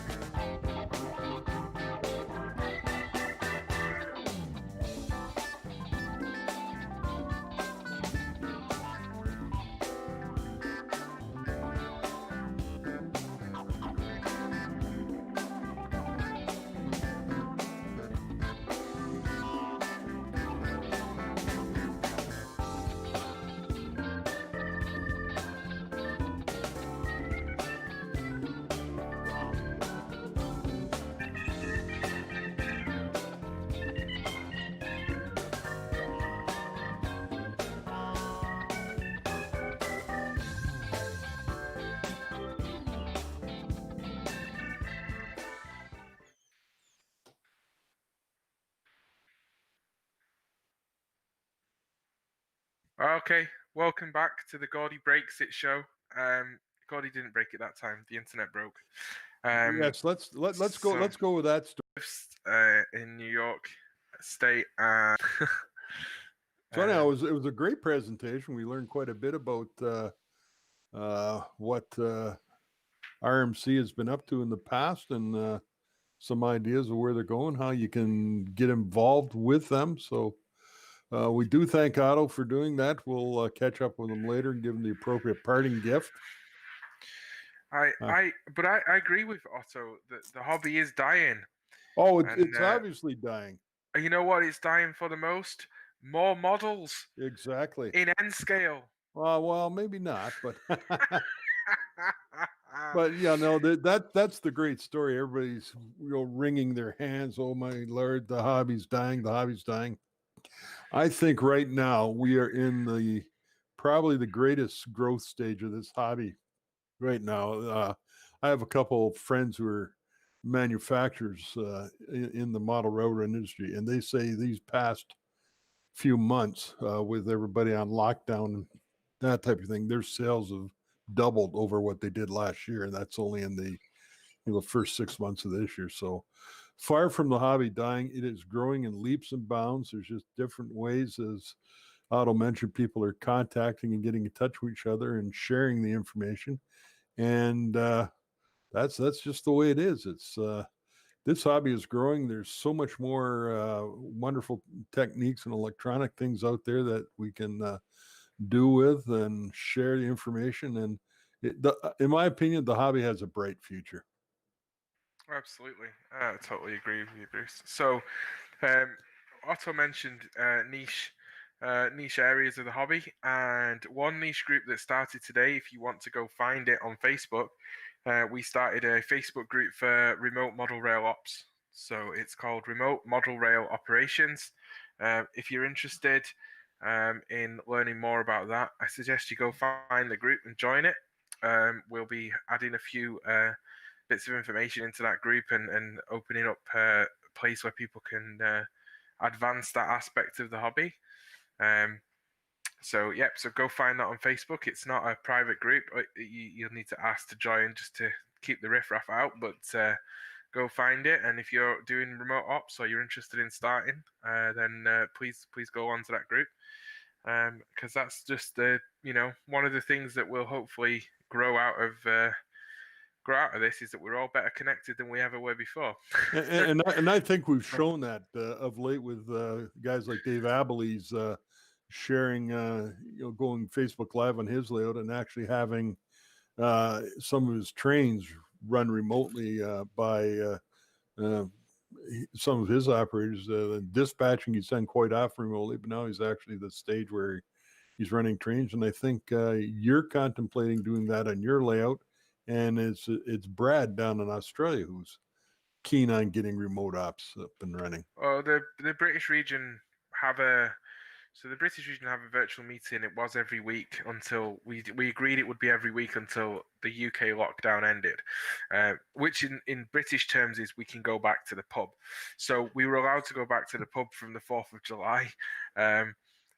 There was some celebration in America. I don't know what that was, but the UK celebrated the 4th of July for the first time ever, and we celebrated being able to go back to the pub, and so we cut that down to once every 2 weeks. So the entire region's having a virtual meeting, and during one of those meetings, we were lucky enough to catch Brad and Martin, who were just having a NMRX project meeting with me just before the meeting started, and we actually had different people operating Brad's layout from during the meeting. So it's the technology's there and well available. So, but we'll be talking more about technology in the hobby tomorrow on our roundtable at 5 o'clock Eastern tomorrow. And so there'll be more opportunity, and I'm sure remote ops will come up and what are the next advances in the hobby. If you want to see potentially some advances in the hobby, I suggest you go and look at the European manufacturers' websites. They're generally ahead of what's going on in North America now, in Germany. And you will see, as Eric mentioned last night, that Roco was a is a European manufacturer who you can get some of their stuff in the US. They are now as factory fitted as standard a factory fitted item putting cameras inside their locomotives. Wow, that's So, incredible. On their 2020 range of locomotives. So go check that out. I know that the manufacturers are probably listening to us right now, and we encourage you to embrace embrace some of the new features that are coming out from your friends and colleagues over in Europe, and add them to our North American models. Yeah. Especially if you can put a camera in a locomotive in N scale. Good luck to you. I think you're doing pretty well. There you go. But anyway, so roundtable tonight is at 5 o'clock. It's going to be on painting and weathering. That's the theme of today. If you haven't already, please go and put some pictures of your work on the post that we put up on the NMRA Facebook group. It's in the announcements. Please go and put some posts on there, and we'll discuss them during the roundtable. With some of our clinicians from today will be coming back to do the roundtable, and some clinicians from the past who may have had recorded sessions this morning, so they had a day off because they've already done it. We'll be back on there, and we're going to disappear now and send you some messages. I'm just going to say one more thing before we go, Gordy. Go on. Otto mentioned niche groups and things like that. It's worth your while if you're interested in layout design or operations. Track down the layout design special interest group and the operations special interest group. They're certainly worthwhile joining. Both of them has Facebook pages, and they both have some good information on their websites. Awesome. Okay. Absolutely agree. I'm a member of both. Very beneficial. So we're going to disappear and leave you with some messages from the NMRA and our sponsors. We'll be back at the top of the hour at 4 o'clock Eastern with a clinic called That Looks Right, how better scenery and graphics can do something, which is off the screen of my thing, but how improved railroad graphics can enhance realism in your model railroad. And I see that Drake Otto's back. Hey! Look at that. Otto, unfortunately, we just given up on you. But Otto's back. But anyway, finish this. Next clinic, 4 o'clock, will be with Drake Hawkerson. And while Otto's back, let's ask Otto some of the questions, which are now way up. But hopefully Bruce has got some, and I'll go and find some. Okay, Otto, can you hear me? Yes, I can. Yeah, we had a little thunderstorm come through here in Rochester, New York. Yeah, way to go. But everybody's safe. That's the main thing. Yes. Okay, couple quick questions. Are you planning to do any more commuter articles or put those articles in a softbound book? And are you planning to compile Bruce Chubb's signaling articles and put them in a book? We don't have any plans for the signaling book at this time. We'd like to do the commuter articles as a book coming up in the future. And if anyone else would like to take a turn at writing about some commuter trains, I would love to hear from them. Okay, comment, and I'm not sure I understand this, but I think I do. RMC doesn't use scale in quotation mark track plans for its layout stories, where some other magazines do. Is that intentional choice? It would seem to make it harder to replicate a layout. So I guess they're looking at grids or dimensions on the track plans you put in your layout articles? Yeah, a lot of times the track plans are drawn to scale, and if a track plan's not drawn to scale, sometimes all we get from an author is, just a representation of where the track is, and that's all we have to work off of. So most of the time they're to scale, and it's very rare when they're not to scale. Okay. If somebody wants to buy a particular past digital edition, how can they do that? Email digital@whiteriverproductions.com. Okay. So that they made, they want to show off. How would they do that? If that is too short, maybe a set of modules. So maybe they're looking more at going with a few photos or something like that. Sounds like an article. Yeah, if you want to tell me about your work, that sounds like you want to put together an article. So just get in touch with me, and I'll walk you through the process. So it's kind of like the stone soup thing. You come up with the stone, and eventually you will have an article out of it. That's right. Excellent. Cool. It's not your fault, and I'm putting you on the spot here. Recently, White River per se has had significant distribution issues in the UK and Europe, where we haven't received any magazines and Canada as well. Yeah, we haven't received a single magazine since March, so it would have been the April editions. If people wanted to get copies of the magazines digitally, where can they go? If you want to get digital copies, you can email digital@whiteriverproductions.com. And from what I understand, we have a new international distributor for the magazine, so we should be seeing an improvement forthwith. Yeah, And I might just comment on that. I think there could be issues going overseas just because the travel reductions due to COVID-19, everything. But there still are some issues north of the border that I know your folks in your office have been great getting replacements out. Yeah, we've been doing a lot of that, and unfortunately, like as far as the postal service is concerned, it's whether we're sending it to Europe or sending it to Canada, it's the same problem. We don't have any control over the magazines once they get printed, other than the few that end up in our warehouse. But once they're into the postal system, it's a big frustrating mess, and we're also not happy about it. So I know the home office found a new international distributor, so I think we're looking forward to some better service there. And if not, we'll just keep at it. We'll keep at it until it is fixed. Excellent. all right, that's awesome. There you go. Thanks, Otto. Thanks. I think I have control. Oh, yeah. We'll find out in a minute. Yeah, if we. I'm going to leave, and I'll see you guys soon. Thanks for having me. Okay.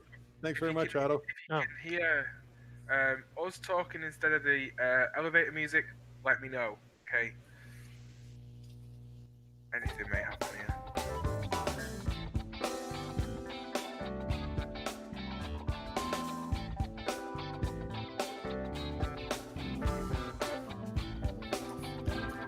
See you later.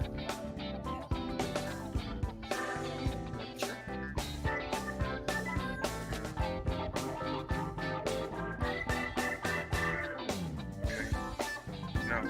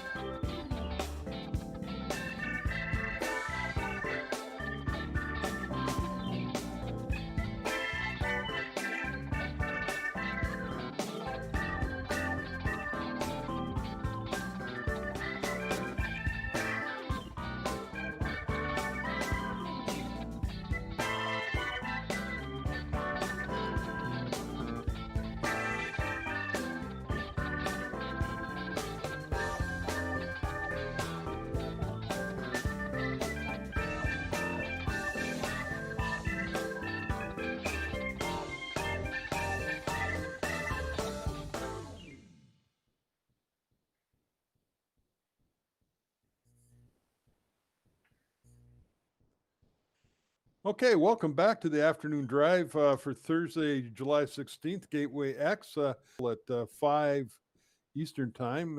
Is Drake Hokanson is going to give us a chat presentation.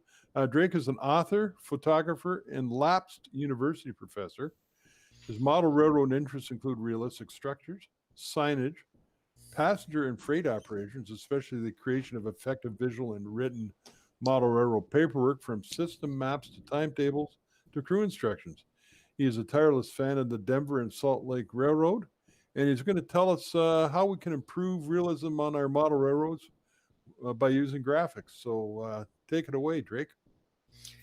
Thank you, Bruce. Thank you all.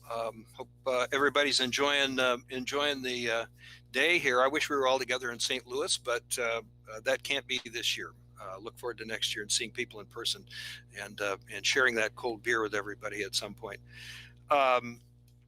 This is an area that I think is quite a bit of fun. I've enjoyed graphics for a long time. I taught photography and a little bit of graphic design at the university level for a long time, and I think it's one of those things that adds an enormous amount of realism to model railroads. We get to create our own little worlds, and everybody is sort of fascinated by this. Anybody who has a layout and brings the neighbor kids in to see the railroad, the first thing they're amazed by is this sense of how you've created a realistic piece of the world in your own basement or attic. And I think it's a very creative endeavor. And the sense of miniaturization is something that we enjoy a great deal. So we love to create these miniature worlds, in a sense, from nothingness. It's a wonderful, wonderful activity. And my argument is that our graphic design can make a real difference in this. Now I'm just showing you some kind of scenery photographs of things to kind of put us in the mood here a little bit, but we'll get into some specifics in a minute. This happens to be on some scenery I did on a friend's railroad here near La Crosse, Wisconsin. I work a lot with the River Rail group, which is based in La Crosse, Wisconsin. A group of about, I think there are 10 or 12 railroads now, focused on largely on prototypic operations, but also I like to do some scenery work. So here's a couple points to think about. Simple, good graphics really enhances realism by creating a deeper sense of place and a sense of time. I've been on a lot of model railroads just as a visitor. When I look around, and I can kind of tell what era it is because there's steam and not diesel, or the other way around. Or I can kind of tell by the shape of the mountains that it might be Colorado or it could be California, but we're not really sure. What era it is, what place it is sometimes difficult to tell. And I think we create a deeper sense of realism, a more interesting sense of a created world when we pay attention to more concretely to a sense of place and a sense of time. A railroad set in New Jersey in the 1950s should, of course, look and feel a lot different than a railroad set in Colorado in 1900. It should be a very different experience about not only every rivet, but also every passing siding in every industry, and model it right down to the very specific car numbers that went to a particular industry on a certain day. I'm not that guy, but I do think that what we do with our graphics in model railroading can pay big dividends in this. So this clinic is really kind of two clinics in one, and it's really an idea generator rather than a how-to. It's two clinics in that I'm going to talk a bit about signage, that is mostly scenery signs that we put on structures first. And then second, I'm going to talk a little bit about layout diagrams and things that documents, diagrams, graphic things that you present to your operators so that they can better operate your railroad. But let's start with some scenery and some signs. So here's a situation for us. We're looking at a downtown building row in a central Illinois town, maybe circa about 1960. Some of us are old enough to remember that time. And maybe it's a county seat town of some size, maybe, I'm guessing maybe 5,000-10,000 people. And of course, downtown, the buildings are largely brick, 2 or 3 stories, probably a bank on the corner, a dime store, a cafe, who knows? So my job was to create this on a friend's railroad, Ron Kofer, who's part of the River Railroad. So I started, as one would, with Google Earth and a handful of structure kits that he had, some part built, some simply in the box. And first place I went was Google Earth. What do Illinois towns look like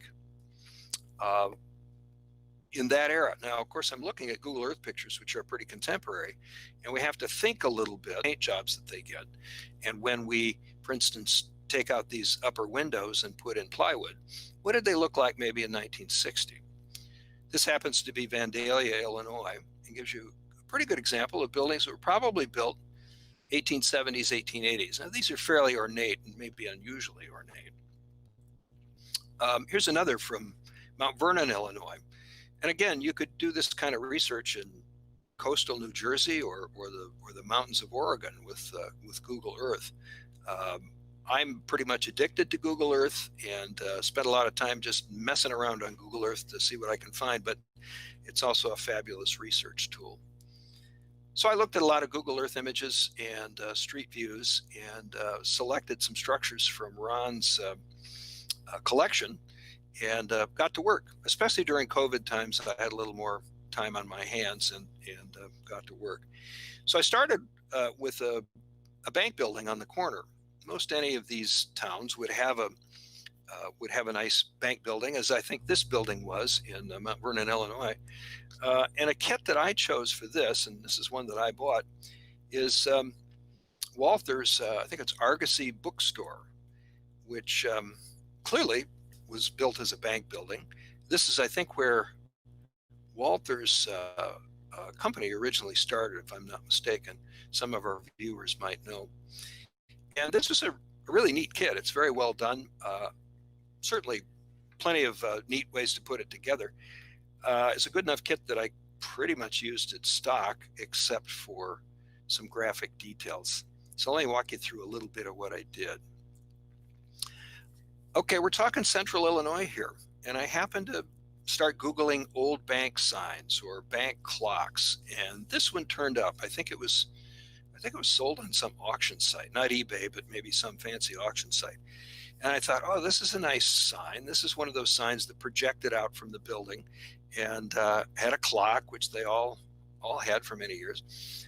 And Prairie City Bank. I don't know if it's Prairie City, Indiana or Iowa or where it originally was, but I found online of this sign or image of this sign. And I thought, well, I can work with that. The town isn't Prairie City. It's actually called Domain, but cropped it, straightened it up, squared it up, and then simply used made a nice palette to work with. As you can see, I also cleaned up some of the old, I don't know if they're bullet holes or maybe holes for, maybe there was some neon involved here at one time, but at any rate, I cleaned a lot of that up as well. So I wound up with a pretty decent sign to work with.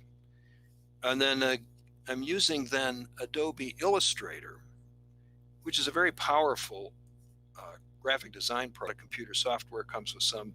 I think Apple has one that's built into a lot of their computers. It simply takes some experimentation to figure around with type, get out of Photoshop and into something that works a little better, some sort of simple graphic design program. And I also used Photoshop, and you can see I flipped the sign over, and I had to then retype the text so it wouldn't be backwards. And then if you'll notice, I took, you'll notice that what happens when you flip the sign is the clock now reads wrong. And I wanted the clock to read correctly on both sides. So I printed 4 of them and I cut the clock out of 2 of them and glued it onto the sign such that the clock says the same thing on both sides of the sign. And the clock also has a little 3rd dimension. Not difficult. Took me about an hour. Also figuring, well, okay, we need some window covering here. And again, in Adobe Illustrator, I messed around and measured the windows and came up with some window designs that I liked pretty well. And I tried a couple different things and liked the one on the right a little bit better. So here's what the building looked like with the signs built. Here's the clock, 2 layers of the sign over a piece of styrene in the middle and a shaft that goes in and a support. and then the windows in the bank with some sort of Venetian blinds, and a little investment I actually had in terms of time and money. So it's a bank building. Well, I thought a little bit about what a corner bank might also have in a county seat town in central Illinois in 1960, and I thought, why not a radio station? Legal office or what have you. And I thought, well, a radio station would be kind of nice. So I created a radio station. There's actually a WRJC. I think the FCC indicator in general for any radio station east of the Mississippi, and RJC are the initials of Ron James Kofer, the owner of the railroad. And I just randomly picked 1440 as the AM frequency. And I thought another way to reinforce the idea of this being the place is to do this with the name of the town. It just kind of reinforces where you are. And thus was born WRJC and the sign on top. The sign, I'm sure many of you have seen these and even used them, was done with these Slatters fine scale railway component letters. I have bought over the years a bunch of them in different sizes. These happen to be 6 millimeter high, and I find them very useful for doing this kind of sign. And it adds a nice touch, a little bit more interesting looking building than you might find. So a word about research. I just have a lot of fun with this. I knew the domain needed to have a cafe, and with Ron's permission, I named it after my mother. I named it Mona's Cafe, and my mother liked blue.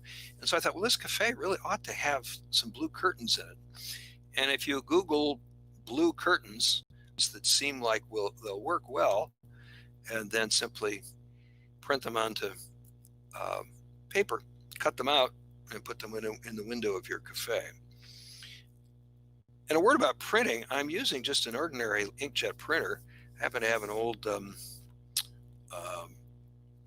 printer. I can't even tell you what brand it is. And I choose my paper pretty well. It's generally acid-free paper. But these are just little ditties that I find on the internet, breakfast special, $2.99, cut out the open sign, etc., and put in the windows for detail. So it adds a lot. It takes very little time, and a decent printer and a sharp X-Acto knife, and you can do a lot. Also regarding research, something else I found useful is Logopedia. I've run across this 2 or 3 times. For a dime store I was building, a drugstore, I wanted to find the old logo for Hallmark cards, and it took me to Logopedia, where I could find a very high quality, I think it was a JPEG or PDF of the Hallmark logo that I could use for a building. This will be very helpful if you're looking for old logos of old businesses. Again, in research, don't forget such things as old matchbook covers. It happens that I have a box of these that I've just accumulated over the years from different sources. And with any kind of good scanner or even a digital camera, you can make images from these and use them to make some really pretty innovative signs. Things that aren't commonly seen in the average model railroad. Give you a very specific sense of place. So, for instance, too, in terms of research, if you're going to build a Texaco station, even a nice kit that's a Texaco station, you could do yourself a lot of good by simply Googling old Texaco station and see what turns up.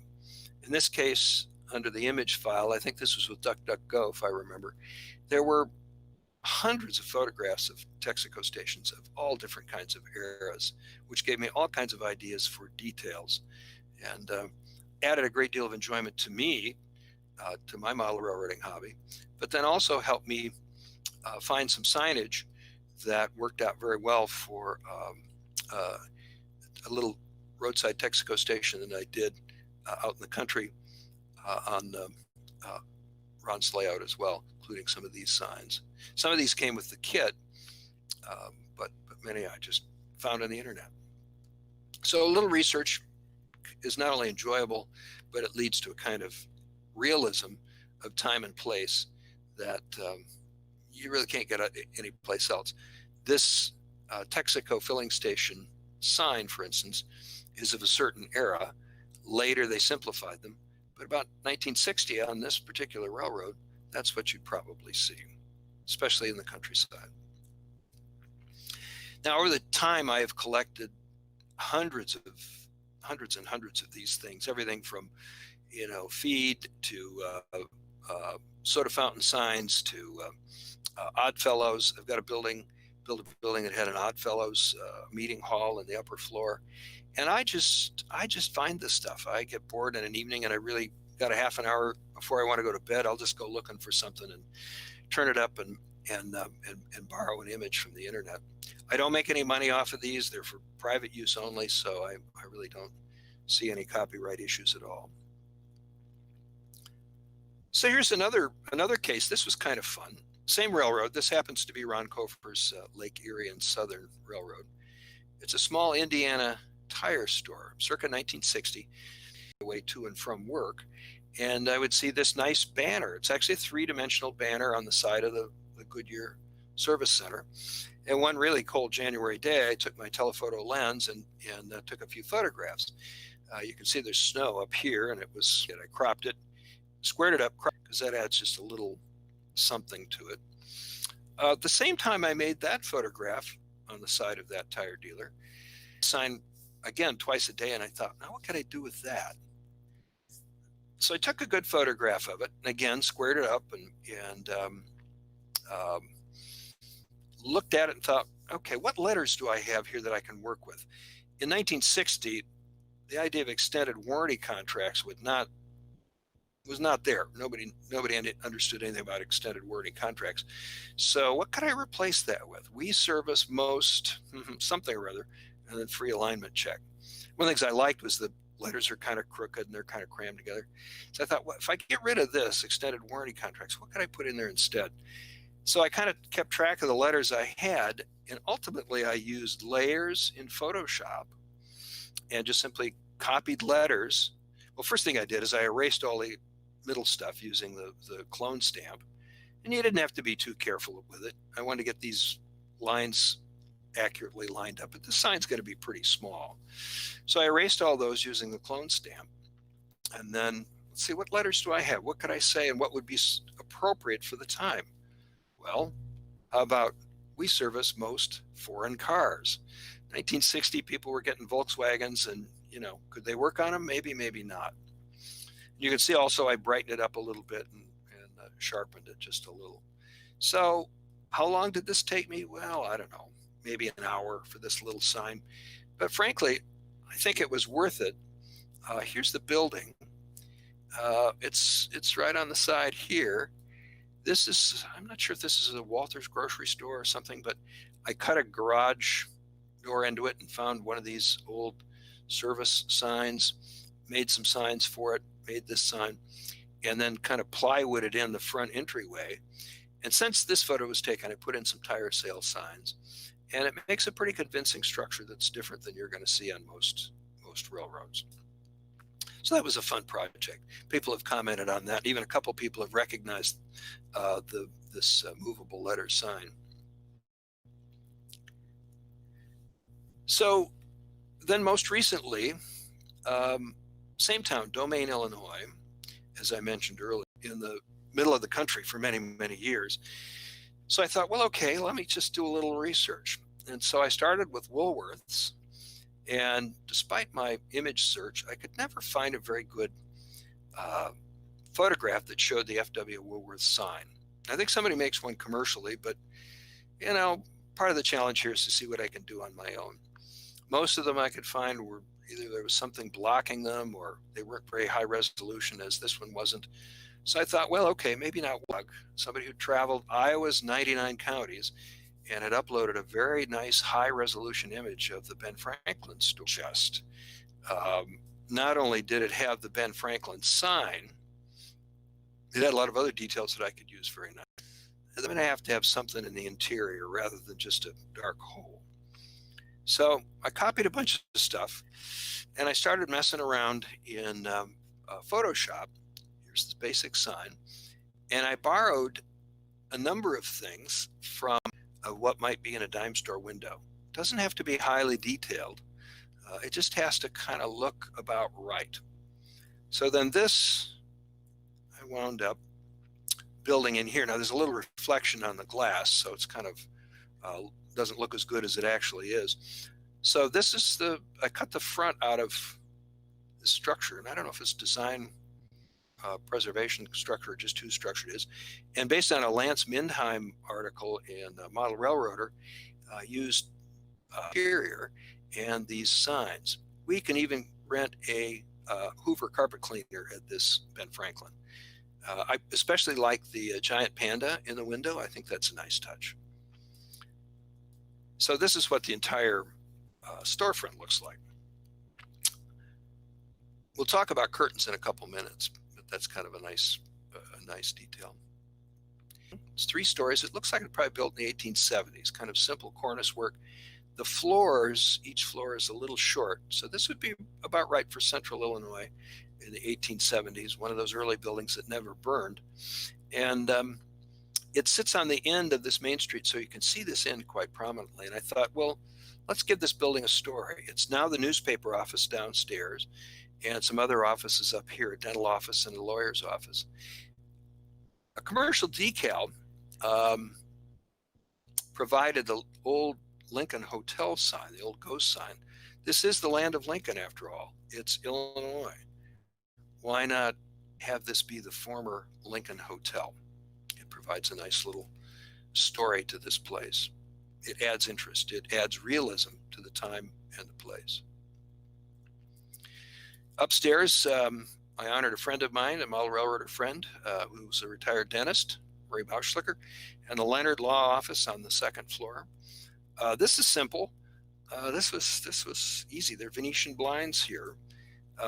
Your resolution may not show these very well, but on Adobe Illustrator, I just simply created Venetian blinds using rectangles and lines. It took me 10 minutes to do the first one, and then I just copied them. It was very simple. And then I put text on top of them, printed them, and you glue them into the windows, and you can't tell whether the lettering is on the window itself or on the Venetian blind. Simple stuff, and quite a bit of fun. So here are 9 of the 10 buildings that I am building for this Domain, Illinois, for Ron Kofer, River Rail. They're right now sitting on my bookcase. I've got one more that I'm working on now. And I've been waiting for COVID numbers to kind of taper off here a little bit, and then I'm going to go out to Ron's and install them. But they're kind of fun to have on my bookcase at home right now. This is the newspaper office we talked about. This is the dime store, Mona's Cafe, and a hotel with a Oddfellows meeting hall on the top, a grocery store, the bank and radio station, a hardware store, and a bar in an old wooden building.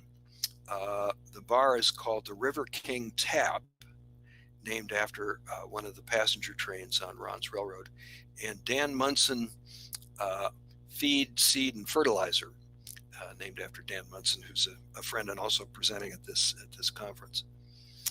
So those will get installed maybe next year. I'll show some pictures of these in a clinic. So I'm moving along fairly quickly because I want there to be time for questions and for everybody to be able to take a break. And we got started a little bit late. Back to the beginning point, and that is that simple, good graphics enhance realism by creating a deeper sense of place and a sense of time. I want to talk here a little bit about the graphic publications, the graphic pieces that you do for your operators, the people who come and operate your railroad. They also convey important information for operators. And I'm talking here about everything from timetables to layout diagrams of various kinds that you'll see in a minute. And we'll start with the caboose card, which I think is an often overlooked piece. Whether you're really interested in operations or just merely want people to come to your railroad and run trains in a coherent manner so they know where they are and where they're going, a caboose card can be a very useful thing.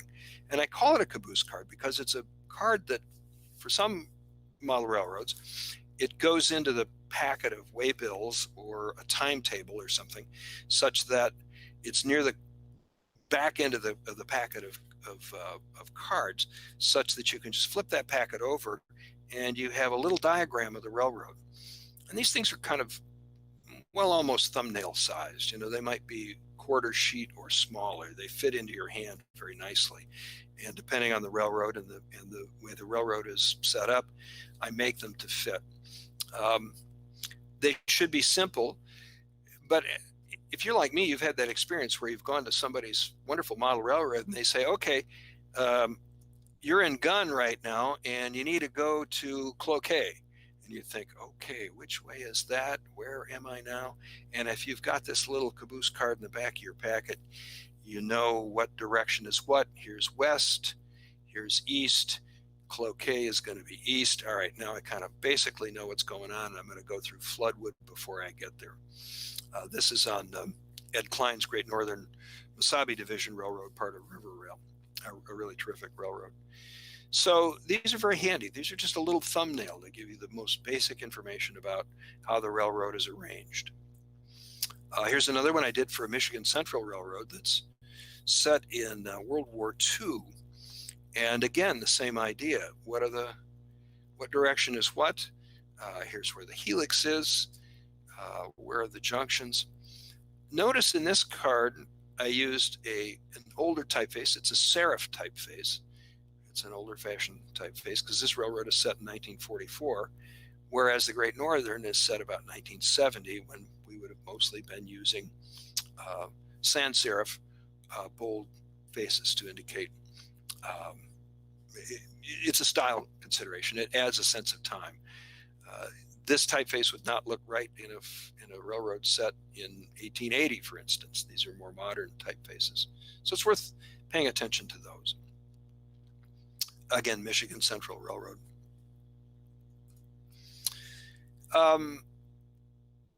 Similarly, system maps. Neil Rogensack, part of the River Rail Group, owns the Montana Northland, a fictitious railroad that's a connector railroad across Idaho. And it's a really wonderful railroad, and he really wanted a system map. He'd worked out quite thoroughly where this railroad was and what it connected to. And I said, well, I'll try a system map. And it measures 11 by 17. And again, I did it on Illustrator. And it probably took me, I'm going to guess, 3 hours to do it. There's operation area. So if the yardmaster at River Bend has a car that needs to go to Spokane, he or she knows that it needs to go railroad east. And if you've got cars that go to Portland, well, those go railroad west. It's a handy thing to have. Important in doing these kinds of diagrams, these system maps, as I call them, is to make them such that you can tell what the model portions are. Model portions are shown in red. So we know that we actually have trackage that represents these places. These black tracks, those are off the railroad. Those are in staging. That really helps operators a great deal understand how the railroad works and what's there and what's not there. And to the extent I could, I kind of modeled them after the system maps that you find in the official guide to the railways at different times. Kind of made them look railroady to the extent that I could. That was part of the fun. And I traced it out, and I had to do some compression. But we wanted people to know where that railroad was. Here's one I did for Ron Cofer's Lake Erie and Southern. I did this one real early in my career as a model railroad graphic designer, I guess. And I think, believe it or not, I think I actually did this one in Microsoft Word. It was a little bit strange. It was a little bit like using the space shuttle to deliver pizzas. It really was not the right tool, but I was able to make it work. I think if I were to redo it, I'd redo it in Adobe Illustrator. But again, you want people to know where the railroad goes. And for Ron, the model portion of the railroad is that which is in Illinois.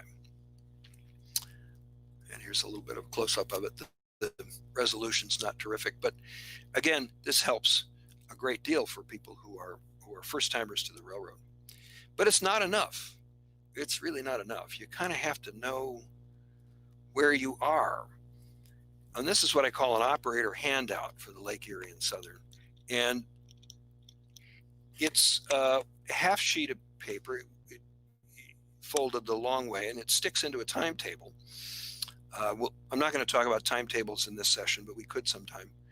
And it merely is designed to give a new operator the kind of knowledge that an experienced train crew would have with the railroad. It's to replicate the knowledge of having worked on the railroad for any number of months or years.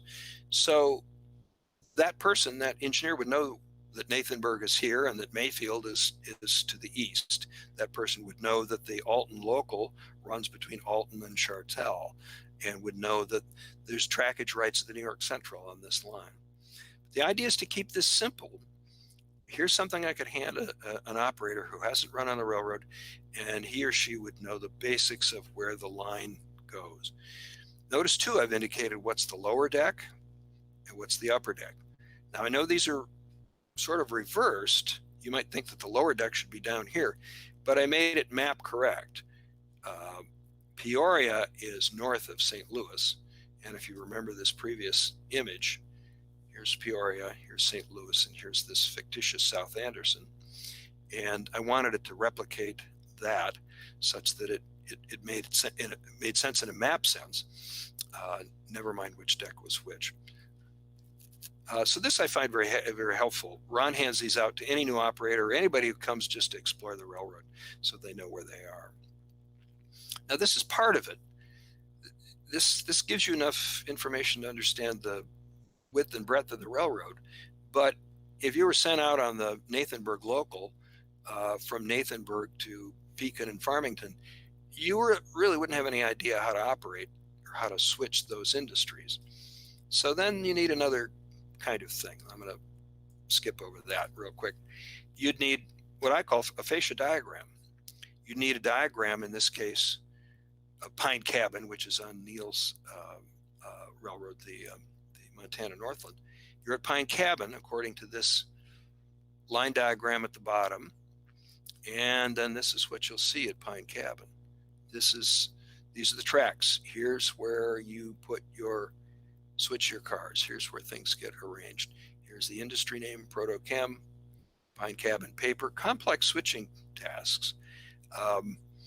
But with this diagram adhered to the fascia of the railroad, you basically have all the information you need to complete your job. If your waybill says cars such and such go to the cleanout track, you know right where that is. You also know that if your next work is in Winger, what direction you need to go. So these fascia diagrams are, I think, very, very important. Let me back up just a minute. I forgot I was going to make a comparison. This is the operator handout for Lake Erie and Southern. This is the first one I did, and I realized it wasn't very successful. Too much detail. It was hard to read. This worked a lot better. This just seemed simpler, get you to the information promptly and more easily. So these fascia diagrams, I've done them for a lot of different railroads, and different operators, different layout owners have different ideas about what they want. Some want color coding up here that matches the color coding on their waybills. I think it's important to always have direction indicated, east, west, especially on railroads where east and west change, as some of them do, depending on where you are on the railroad. You go through a return loop of some kind on the railroad, and suddenly west is in the other direction. So you need to make things very clear so that operators know where they are and where they're going. It increases the fun of it, and again creates a sense of place that's very, very specific. Here's one that I did for a now defunct River Rail Railroad, and it had the basic line diagram at the bottom. Right now we're at Clyde, and here's all of the industries at Clyde that you might switch. And we wanted to make this very bold because of the nature of this railroad. This railroad did the directions did flip as this railroad, as you followed this railroad through. Sometimes west was to the left and sometimes it was to the right, and you had to keep track. And so we decided to make this very bold. It's also true this was a north-south railroad geographically, but timetable west equaled north direction. So it was a little bit confusing, and you had to know where you were with all of that. What are we doing for time here? I think pretty good. I moved through things kind of quickly, I think, here, but I think there's two possible clinics that could come out of this. One that would get into more detail on the industry signs, but then a deeper, longer, wider, more thorough clinic on doing signage for fascia and timetables and that sort of thing. And at some point, if people express some interest, I might pull together a clinic on each of those. But I'm grateful for the opportunity to talk to everybody today. My email address is up on the screen. If anybody wants to just email me directly for questions or what have you, I'm going to be out of town for the next couple of days, and my university decided to wreck all the emeritus professors' emails today, so I'm not getting any email right now. But in a couple of days, I should be able to answer people. But again, thank you. It's been my pleasure, and I hope to see you all in person one of these days soon. Okay, thanks very much, Drake. Interesting presentation. Certainly learned a lot about what you can do to add to your layout to get the time correct. I've got a couple questions. One, do you know if there's a U.S. distributor for the Slater's Plasticard letters? Good question. You know, I think I ordered them out of the UK. They might. It's probably been 5 or more years ago that I bought them, and I think I did order them out of the UK. But you know, Amazon anymore just seems to have about everything. Yeah, you might try there. I know you can order direct from Slater's website, so that might be another option. Yeah, pull together an order with a bunch of friends and get a bunch, save postage that way. Yeah. Other question is, a couple people ask, how do you square up images in Photoshop? Well, and that would be the subject of the how-to clinic that I could do sometime. I think even Photoshop Elements, as you go to the crop tools, you can take the corner sliders, corner pins, or whatever you call them, the squares, and move them around to square up anything that's trapezoidal. And you hit the crop button and boom, suddenly it's just as square as a new brick wall. Photoshop, as you crop, go to perspective. Up at the top of the screen, there'll be a little click box for perspective, and you can square up some really pretty crooked stuff. It's really quite remarkable how well it works. I lost Bruce's audio there. I can't hear him. Sorry. That's I was okay. on mute for a minute. How did you research the price of gas for the Texaco station in your time era? Well, I worked at a Texaco station about a little later than 1960, and I remember selling gas for 23 cents for regular and 28 for ethyl, if I recall correctly. So that price actually is a little bit high, but it's out in the country, and you know those little gas stations out in the country are always charging more for gas. So I thought it was close enough. And besides, that's the only super cheap price sign like that I could find. Now, again, you try 2 months later, you find entirely different things. So grab them while you can. Right. Pam hopefully is going to post the link in the chat to the Slater's website. It's actually Slater's Plasticard. If you go Googling Slater, with the roundtable today, our topic is painting and weathering. Thanks, Drake. Gert will be in touch, or you get in touch with Gert, and he'll organise some more clinics at speed at the bottom of the helix. And yeah, we'll be right back. Hopefully. That's good. Thanks, guys. Appreciate you doing it.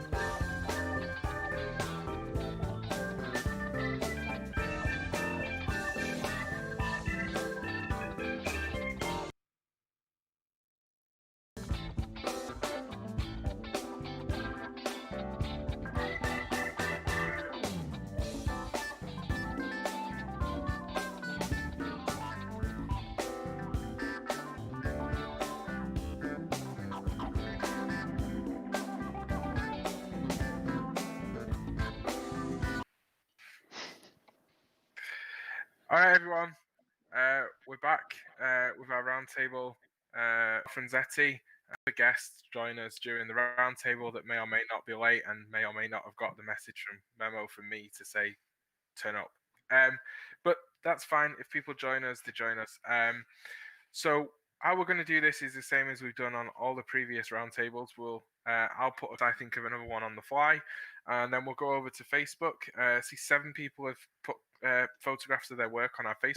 I thought weathering might be popular, but maybe not. And we will get at the end. We'll get your questions out of the chat. So post your questions that you want to ask it now, and with roundtable fellas, we're going to go in the same order every time. So Ralph goes first and Dan goes second. Okay, and that way, Brad can actually cope with spinning the wheel of turning everybody. Okay. Fair enough. It was a lot easy. It was a lot Cool. more difficult last night. Randy, Eric, Dave, and Dan, and it sounded very wrong when we were saying it, but it was trying to say that really quick. Okay, so let's go. Question 1 that we have is weathering stock. Lots of posts been put on that weathering. Lots of comments on forums and stuff that weathering stock will devalue it. Do you agree or disagree, Ralph? What do you mean by stock? Rolling stock. Weathering my rail cars, photos? Yeah, rolling stock. Okay. I'm for it. I'm for it. And most of my stuff has been classified as extreme, but if you look at prototype photographs, it's not extreme. Okay. And Dan? I think, from a financial point of view, unless you've got some sort of collector's item, stuff that I see at train shows secondhand seems to, if it's weathered to a good standard or whatever, it fetches a premium, or the dealers charge a premium. And I think from a personal point of view, it gives value because you get, if you've done the weathering, you get a sense of achievement from it. So I think it's all good, basically. Agreed. So the second question, how should somebody go about repainting a model for the first time? You guys have both repainted many models, but if this was your first time over again with your years of experience, how should somebody go about it, Ralph? I think it depends on what the model is. If you're really concerned about getting the old paint off, then there's so many different things you can use. My go-to right now is 90% alcohol. Soak it in the alcohol overnight, and most of the paint will come off. There's another product called Simple Green, which is a household detergent sort of thing, house cleaning product. That also works. You got to soak it overnight. The last thing I go to is Easy Off Oven Cleaner. Now, Easy Off Oven Cleaner, when I say that, I'm talking about the one that you spray on and wipe it off, not the one that you bake in the oven and then wipe it off. And it needs to be in either a plastic bag or a Tupperware container, some sort of container that you can seal and leave it for 24 hours. And an old toothbrush is amazing to get in all the crevices and so on. Once I've done that, I prime it. And my newest product for priming, and I got rid of all my other primers once I got this stuff, and I think I mentioned it in the clinic on Monday or on Sunday, is Stynylrez. It's made by Badger. STYNYLREZ, or for Canadian Z. This stuff is great. And once I've got that, I can go ahead and use whatever colors I want. I can use the lacquer paints by Scale Coat. I can use Badger colors, or I can mix my own. And a lot of times I do mix my own. And once it's painted, and I use it all through an airbrush, once that's done, it's ready for decals, whichever way you want to say it. And then fading, weathering, and away I go. Yeah, I mean, I go with that. In terms of stripping models, I use a product you can get in the UK from a company called Phelan Precision called Super Strip, and that's very, very good. It will take off manufacturer's paint. Again, you soak it for about half an hour and brush it off, and that's very, very good. Going back to what Ralph was talking about with 90% Alcohol. isopropyl. Yeah, I've had problems with Kato HO shells that start melting. So No. that's the only caveat that I put on that is just probably be a I've little never bit had careful. that issue. Yeah, Never had that issue. it's just that the ones I've had, the plastic generally that they use seems soft, and it tends to react with the maybe it's the IPA over in the Europe that's a funny recipe or something, but I'm always a bit dubious with that one. Okay. There is one product that I've heard guys use, and I cringe when I hear them do it or say it. I used to do model cars, and I used to use proper car paint spray cans. And to get the paint off, the guys would use brake fluid. Well, Yeah, it is a I've got great them. paint remover, absolutely great. But don't ever squeeze that plastic again because it will shatter. It makes that plastic that brittle. So don't use brake fluid. Yeah. On the primer that I use is AK's primer, which is it's very smelly. No, liquid. Really? Yeah. We don't have that one here. The All lacquer. right. Okay.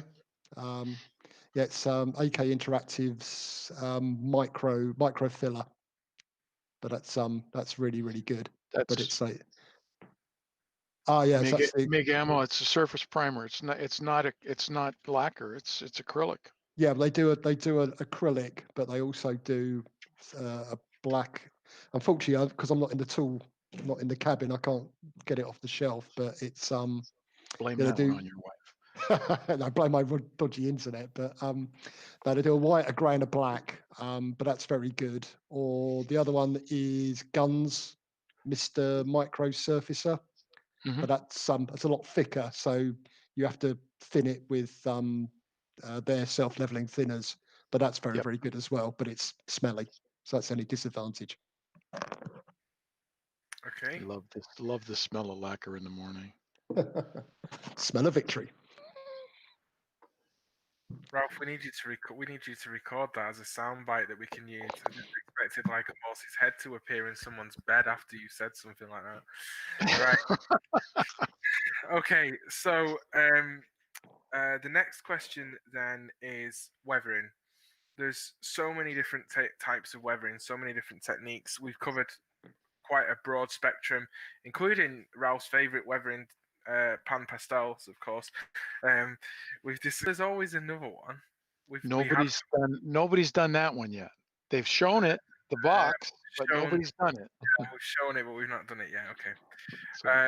But we have talked about it. So if somebody, somebody's never weathered before, or has tried it and it didn't go very well, so hasn't done it again. What would be the best way for somebody to get started in weathering? What should they do as a simple technique to just ease themselves into doing some weathering, Ralph? First thing I tell them to do is go to these garage sales or flea markets or the local this on. Although I don't like the technique most guys are using now, but you can use acrylic paints for washes and that sort of thing, and just practice. The worst thing that can happen is you go ahead and you do something and you're not happy with it and you don't want to go any further. But the more you practice, the better you get. The better you get, the more confidence you build. The more confidence you build, you're ready to tackle anything. My first major purchase was a Broadway Limited Mikado. And when I first started weathering, I thought there's no way I'm going to touch that. It cost me too much. I'm not going to destroy it. I've been doing weathering now for probably about 12, maybe 14 years. I have no problem doing that. I was showing you that brass model that I have for a customer, another one that you wouldn't want to do as a first weathering job. I don't have problems doing it anymore because I have the confidence in knowing that the techniques I use or have developed work for me and I can move on.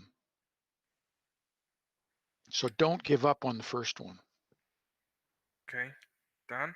Yeah, I can only echo that. It's getting old scrap bodies and go for it. I mean, start off with something simple like a wash, because in terms of bang per buck, in terms of technique, it's really simple to do. It's very forgiving, depending on what medium you do. So if you do an oil wash, for instance, that will take days to dry. So if you put too much on, you can go back, take it off. I mean, the other one is a product that I use from a company over here called Flory Models, and they make a wash that's clay based, so it's completely acrylic. You put it on and then you wipe it off with a wet cotton bud, just with water or a damp piece of kitchen towel. So that's very forgiving. Well, that's fine. The only thing, yeah, when you get onto doing real models, the secret, I think, is to make sure you clear coat. So before you start, put a clear coat over your model, and then it gives you a base that if things do go a bit wrong, you've got a bit of protection to take off what you've done, and you've still got the original, should have this still the original surface underneath to work back from. And again, if you start doing layers, put a clear coat over the top so you can take it back each step if you've got a step that goes wrong, once you start getting more confident and you want to start layering stuff up. But it's practice. It is just practice, as Ralph said. Okay, cool. Okay, so here's another one then. What's the best piece of advice someone has ever given you with respect to painting and weathering? Ralph. Don't be afraid of it. One of the things that I've observed is you give an adult a paintbrush and tell them to do whatever, and they're very hesitant because they're afraid to screw it up. So the thing is just to get off your ass and do it. Pardon my French, but get off and do it. You score number 4 there, Ralph. Thanks. 4th swear on NMRX. For painting, is prep and making and taking care of the surface that you're laying down. If you put a rough coat of primer down, that just, however many coats you put on top of it, yeah, it's just going to keep going all the way through. So it's taking your time, prep. If something goes wrong to start with, then stop, rub it down, get a polishing cloth, polishing compounds, take that down, sort the problem out rather than trying to bodge it. Sorry, that's a Britishism. Rather than trying to cover your mistakes. And the other one is, which I covered on my presentation about, air pressures and paint mixes. Try and be flexible. So where manufacturers will come up with air pressures and paint mixes, where you've got that, where you're trying to get that balance between paint mix, air pressure, distance to model, atmospheric conditions, XYZ. Take that stuff. Take the stuff as a guide, but be prepared to experiment and kind of go on the fly a little bit. That brings something to mind. You mentioned in your presentation about air pressure. Yeah. 25 psi for acrylic. Well, roughly. That's it's a guide. I shoot everything between 12 and 15 pounds. Okay. Everything. The only thing I up my pressure for is the Stynylrez, because it's a very thick paint, and they say to Spray it directly out of the bottle. Don't thin it. Mm. And this stuff, once you put it on, you'd think, oh my God. And then when it's dry and you come back, it's laid down perfect. Mm. So, like I say, everything I do is 12 to 15 pounds. The other thing I do, because if you have a small compressor that doesn't have a tank, that what do you call it? The moisture trap that's on the front of it. It doesn't do a thing. That doesn't do a thing for you. Mm. All it's doing is giving you a regulator. If you put the moisture trap at your brush, you won't have a problem anymore. So this goes on the bottom of your brush where your hose connects. So I have a quick connect on here, and then I screw this onto the brush and I can disconnect my hose. Easy to work, just like the other one. It has a little, like a tire valve, a Schrader valve in here to let the moisture out if there is any. And I've actually had some. Painting on a rainy day is not a good thing to do. I don't know whether you've ever tried it. No, I've always worked on. It's got to be relatively warm and dry. Yeah. So what you're both telling me there is airbrushing in Orkney is a bad idea. Yeah, probably actually. Because I was thinking that on certain days in Orkney, all I need to do is throw the paint up, have the model at the other end of the driveway, and it'll just paint itself. Get yourself 20 questions. We're running a little bit early tonight, probably because I've not got an army of people answering these questions. But we can come back. Keep putting your questions in the chat. We're going to scoot over to Facebook and try and not kill my internet connection. As I have said now a lot, personal Facebook page. You okay? So this was our post for the day, Ralph, that you weren't able to find. It had a big image. I had the scenery and a couple of others, but not that. Oh, intro. Okay. So Dan has he's put a model on inspired by you, Ralph. So I think we'll go to you first with this. So he's done this with pastels and a wash to seal it. It looks like he's taken your advice on using an old car body. Sorry for the lag. It's quite a good photograph he's taken there. So what do you think, Ralph? He needs to keep practicing. It's the drips down the side there. That's the one thing about modeling. If you try and do the whole car at the same time, you'll miss something. So just do one side at a time and get that the way you want it. I usually start on one side or the roof, and then a side, and then an end, and then flip it over and do the other side and an end. And the roof, it doesn't. I use sponges when I do my weathering instead of brushes. Sponges, and when I use the MIG Ammo products and the AK Interactive stains, that's when I use a brush, and it's a special brush that with the mineral spirits you draw it down. But don't give up. Yeah, Don't give I up. think he's done a good job here on the ladder. It's a good chipping effect there. Mm-hmm. I think it's good crack at oxidization on the roof, to be fair. So, but yeah, keep working on the rust streaks. Yeah, streaks. But their rust streaks are tough, especially trying to get them to go perfectly vertical. Lot of practice. I have. It's not so much a practice. I used to be able to draw straight lines. I studied architecture. I was able to do drawings, straight lines, floor plans, and everything else. But nowadays, now that I've gotten older, I can't use my brush right down because it tends to want to tail off. I don't know whether it's my stomach that gets in the way or what it is. But so I now take a straight edge or another brush handle, and I will use that to guide me, to keep me straight going down the side of the car. How'd you get that? How'd you get that brush square to the car? Well, upon the ribs. You have help. You got the ribs on the car.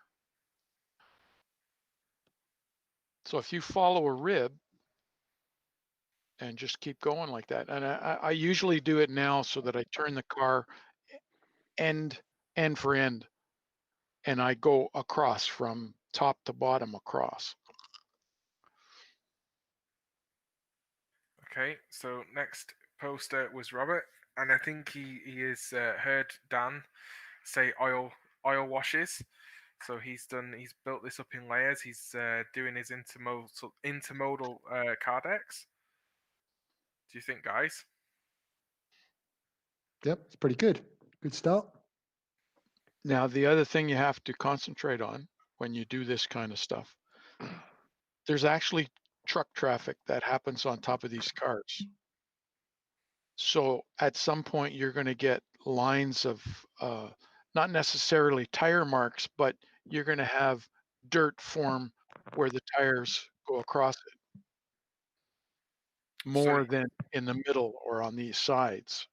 Well, I think that's probably picking your period because, you know, as Yeah. you say, early sort of like TTX stuff when it was circus loaded, you're probably going to get more of that. Later stuff when it's piggybacked or whatever, then But these particular probably cars, spotting. these particular cars, they drive on and then they flip up the fifth wheel post. No, not always. Don't they lift them on now as well? Yeah, latter day, if you're going probably mid 80s upwards, is going to be piggybackers and gantry stuff. But so yeah, so you might have some spots. So you guys are saying where the wheels are, you may have some, even if the wheels are dropped on. It's a perfect example of getting a prototype picture for your period and going from that. Yeah, Perfect example. There you go. So my intermodal stuff where I do kind of sort of like late 90s onwards, there'd be a lot more rusty as well, where they've been generally mistreated. But I say it's your period, so always check your prototype pictures. I'm impressed we've managed to talk for 25 minutes about painting and weathering, and that is the first time we've mentioned a prototype picture. I have to agree. I'm impressed.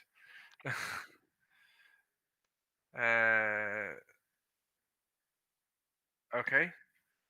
Trash gondolas. Using the salt technique for peeling paint and oil washes. Okay.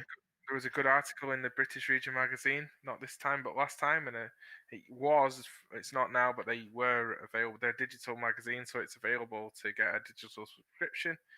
And there was a really good article on doing salt technique.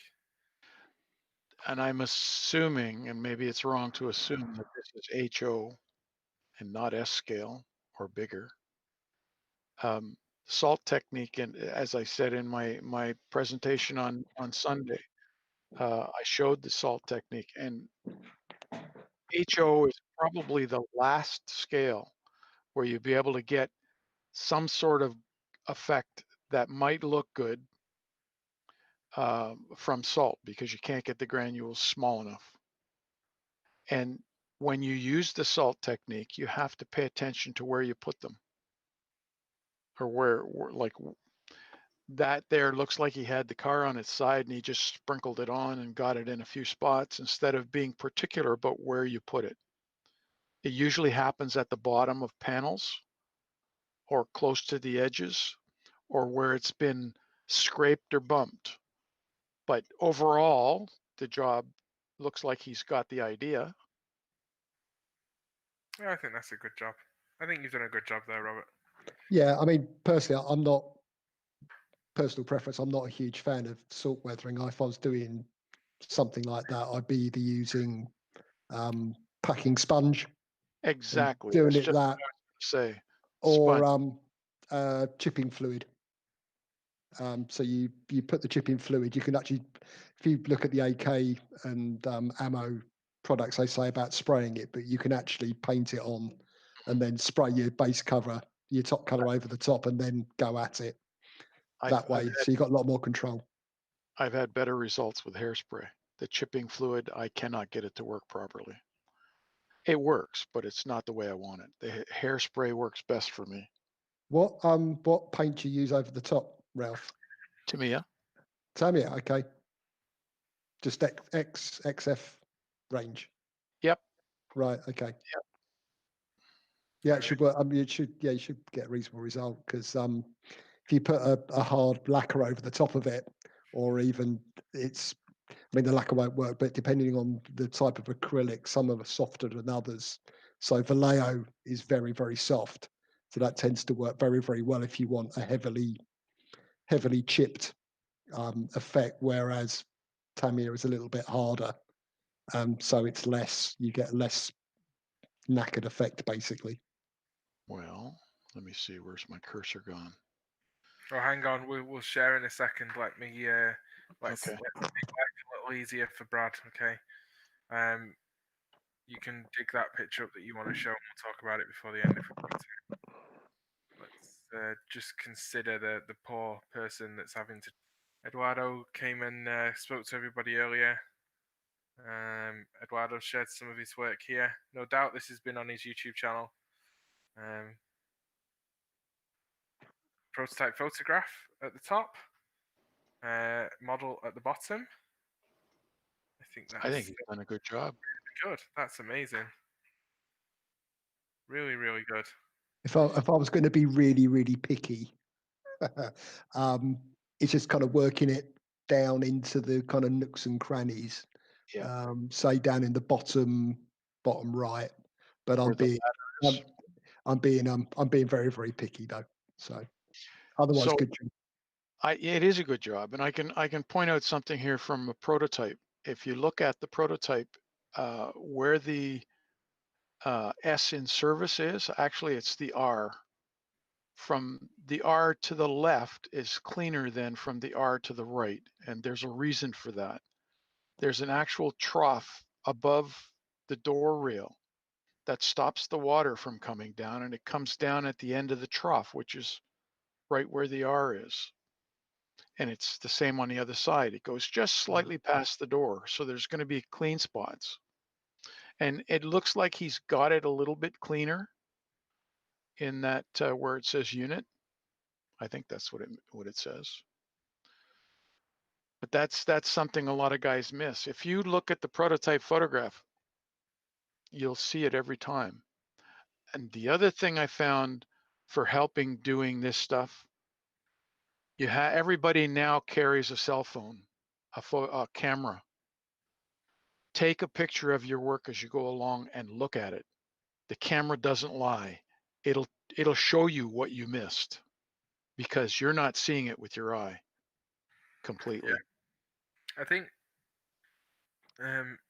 the other thing to understand is that generally when you're viewing a model, you don't view it as closely as we view it when we're working on it. And so we're picking up a lot of these things, but if that car was in a train and it was going past us and we were standing 3 feet away from it, or even on the other side of the room, some of these things you just simply would not be able to see. Mhm. So you've got to, depends what level you're doing and how many cars you've got, but it's kind of, I think going for the overall. So here are weathered, pretty good detail. Middle of the train, not so much. End of the train, weathered well again. Because when that train's going by, you see the locomotive and you see the end of it. You really don't see the middle, like you said. Yeah, but that unweathered car in the middle is going to stand out a mile. Not unweathered, just not weathered to the same degree. No, I mean if you had an unweathered car in the middle, it's going to stand out. Absolutely. You've got to I go just all came out of the paint shop. What do you want? Yeah, well, I've seen things that have come straight out of the paint shop, but generally they sit outside the paint shop for a while waiting to be picked up and get filthy. And that's why when you see the heritage units, the UP heritage units and the CP heritage units, they're wrapped in plastic, not to hide the unit, although that's part of it, but it's mostly to make sure the thing doesn't get filthy between wherever it originates to and wherever they're going to take it to unveil it. There's another reason for that too. Mm-hmm. Inside of 2 days, your paint will fade because of the UV. Mm-hmm. You cover it, it doesn't. Yeah, so what I'm saying is as soon as something leaves the paint shop, it's getting weathered. Yeah, it's not the same color 2 days later. and that's not the paint shop facility. That's actually as soon as it goes back outside. So It's the sun, Mother Nature playing games. absolutely, especially in Canada, where it can weather one side of a locomotive and not the other, depending which way the loco's running. So, okay, there's Aaron's put in a caboose. I think it's a caboose that's now used as a shoving platform because it's got air horns on the roof, and looks like the windows have been looks like they've Blocked in. occupied and Boarded up. Yep. went over there, and there's a patch out. I see he's patched it. Renumbered. Yeah, you see on the back of the cupola, it's been you can see that's cleaner than the surrounding area to make it look like that's been recently patched. Good. Very heavily weathered. It's your kind of heavy weather in here, Ralph. No, that's too much for me. That's overdone. But he should have done the truck frames. He's done everything else so much. The truck frames are just still black. Mm. Oh, pardon me. The bearings are brown. Yeah, but a good overall job there. Some good techniques, different things that you've done. Some good detail. Yeah, it's a nice bit of modulation on the roof there in terms of different shades of rust. Especially as this started as a blue box kit. So it's Hey, there's nothing wrong with blue box kits. there's A little not, bit but of weathering, and they'll sit right beside the good kits. yeah. I think Aaron's done a bit more than weathering there, so points for that. What else have we got? Come on.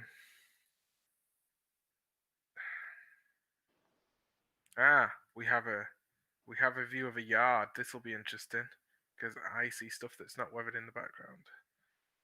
So Robert Miller here has his first attempts with oil paints on some Frisco covered hoppers. Good streaks. Yeah. Pretty Yep. straight. Yeah. I overall I like them. A little bit it's more good. practice and it'll look even better than it looks now. Yeah, the only thing I'd add on that is like the streaking's good, but say the end ladders, you again bit of sponge work on there along the rungs and stuff just to homogenize it a bit. But, especially the middle one. The ladder doesn't look like it's done at all. yeah, and maybe the M1, but again, it's a good start. Good start. Keep going. Absolutely. So roof walks and ladders. Roof walks on older cars, but ladders are places and platforms on cars are places where people walk. So would they be? Absolutely. I guess they're places where you would expect more chip paint and damage to the car. Possibly. But you wouldn't have as much dirt and grime in those areas. You'd have the chip, but every time you grab the rung, you're taking grime off. So yeah. Okay, cool. Well, that's all we have on Facebook, I think. Yep. So I will stop sharing. Ralph, did you have something you wanted to share with us? yeah, we were talking about spotting and so on. Where are we?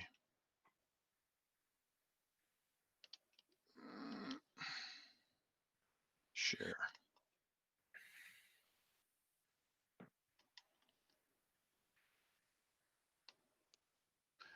Okay. Where did I get my cursor over there? There. Come on, open up. So this is done with some of the chipping is just done with a sponge and a paintbrush. We're still only seeing that as a small image. Is that opened up behind? Oh no, there's another image you've got up behind. We're still only seeing your file storage there, Ralph. Okay. Come on.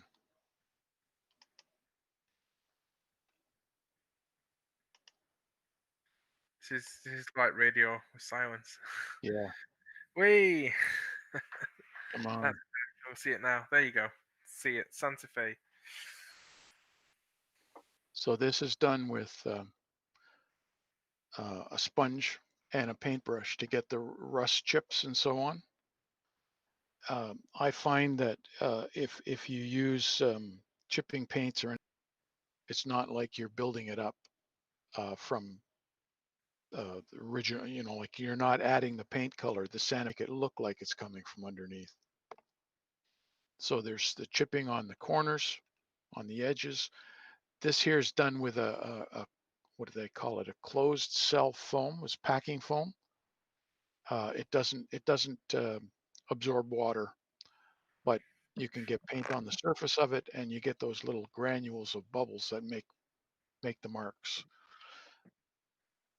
Paintbrush and chipped off on the dynamic brake. I like to do, when I'm doing these things, I like to do a little bit of an oil spill on the tank. I put a glossy sort of dark paint on the wheel bearings.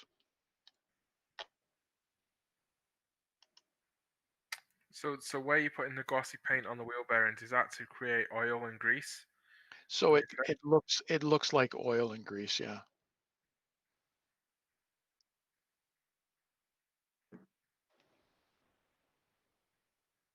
So there's another, hang on.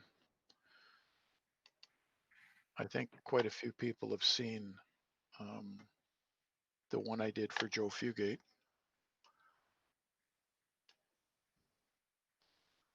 So Dan, what would you use to simulate oil and grease on bearings and stuff? I tend to use the dedicated AK products. So they do a fuel stain and an oil stain. So if you're doing petrol tankers or oil tankers, you can thin the fuel stain stuff down and blow it through your airbrush to do staining, which comes out quite nice. You get that haze effect that you get off of spills from the top of filler tanks of fuel tankers or anything that's had oil in it. But that's good. Or say very thinned, gloss paint. And that's pretty much what I use, the AK and the MIG ammo, the old spill and fuel. But if you can't get those thin gloss paint, was our tip. Yeah, I mean, going back in the day, that was the way most people did it. But the AK stuff is pretty readily available. Rob, I think. Can you make those full screen? Yes. Just maximize them. Okay. I can even blow it up some more. That's a good idea because it's tiny. Cool. So I don't know whether you can see that looks kind of shiny. Mm-hmm. That's the AK product. There's a little bit on the side of the coupler.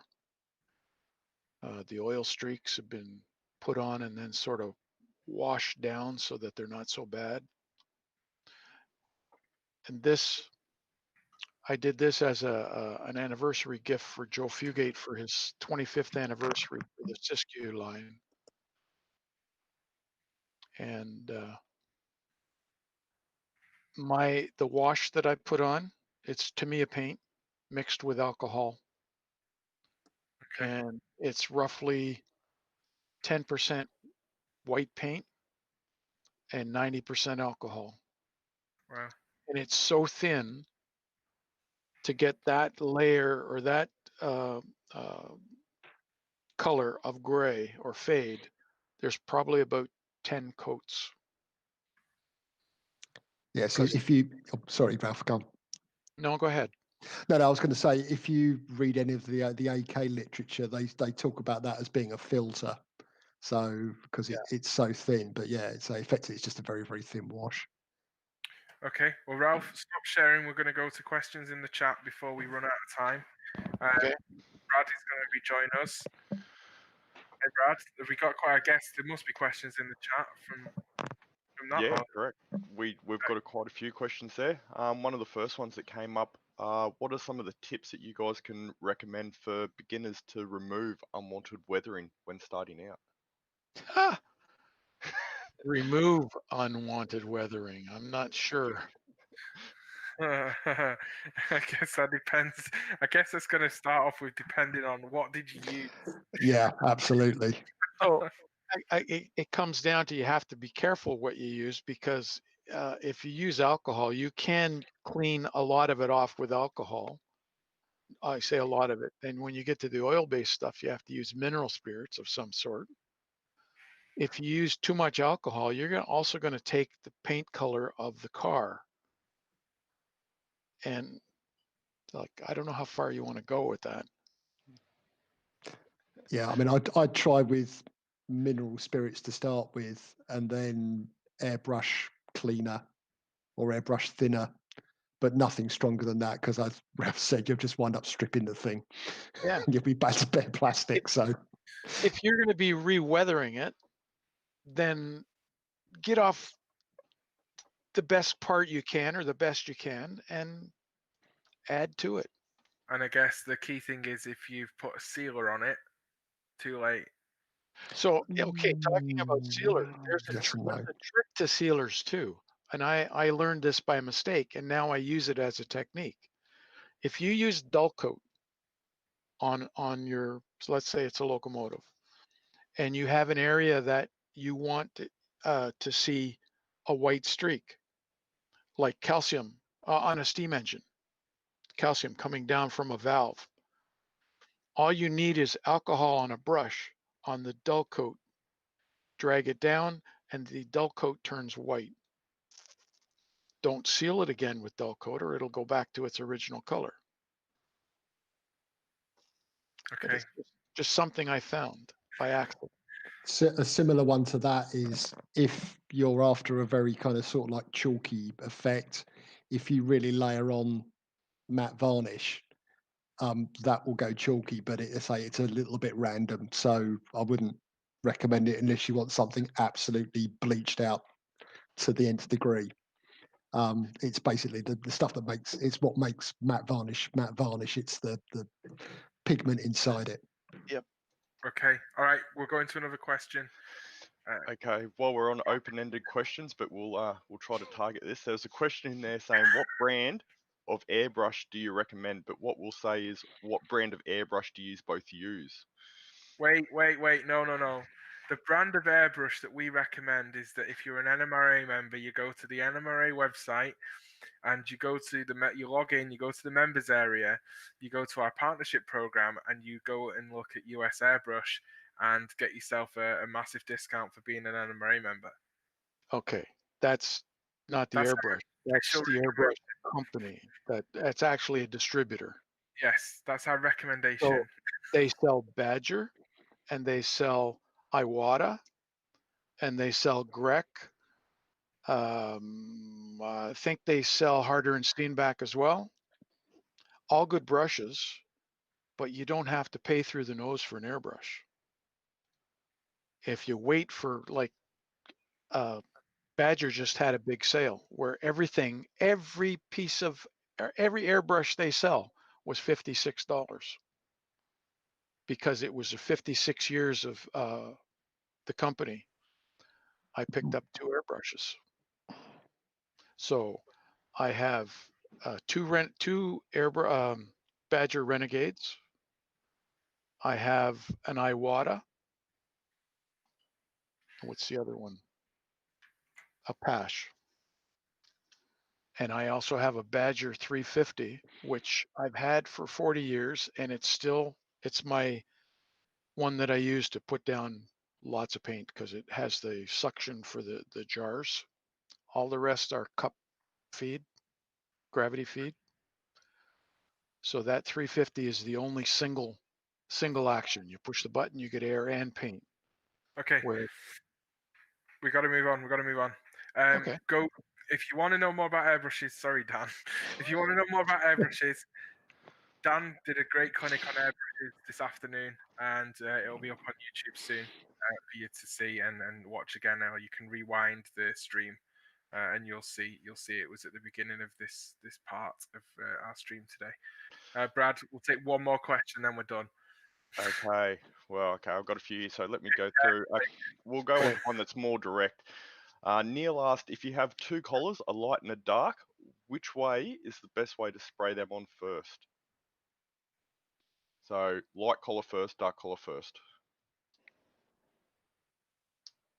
Ralph, you go first. Wait, wait. Ralph, then Dan.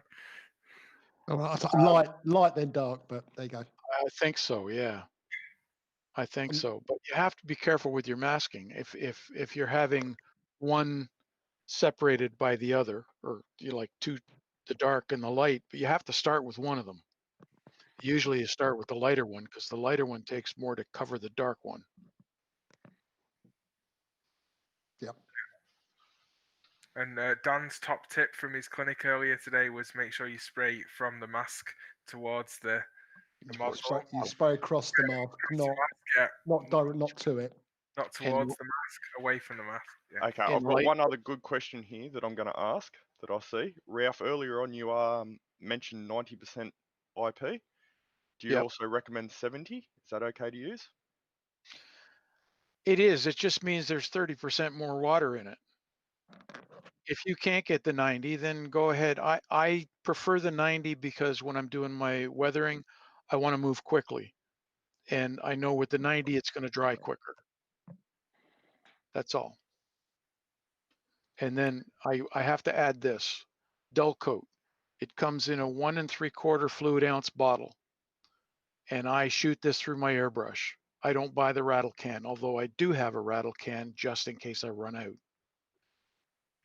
Mix it 50-50 with thinner and light coats between your layering. If you're going to use the AK products, then use an acrylic matte finish. But Dull Coat is my final coat. Okay. Well, we'll leave it there for tonight. We could talk weathering and techniques. There's thousands of different techniques. There's loads and loads of different really good sites on YouTube. AK, we've talked a lot about AK. They're a European company. I think they're out of Spain. Yep. If you go and find their YouTube channel, there's tons of tips and techniques of how to use their different products, or just generally how to use acrylics or whatever, not necessarily their products. But that you can go and check out. But I think we'll have more weathering clinics from you guys in the future, hopefully. A few more techniques, maybe even some videos. But for now, we'll move on. We'll clear out the room and we will restart the stream as is our standard practice at 6 p.m. Eastern. So if you're in YouTube, you'll need to go back to NMRA.org and re-find the stream. If you're in Facebook, as long as you have followed the NMRA Facebook page, you'll get notification that the stream is restarted. And if not, you go to the NMRA Facebook group, and in a few minutes' time, I'll pin the new stream to the top of the rest of the evening. If you're heading over to another place to watch a virtual national train show, please come back afterwards and follow with NMRAX. If you're staying with us, thank you for staying with us. And our part 3 stream will be live shortly.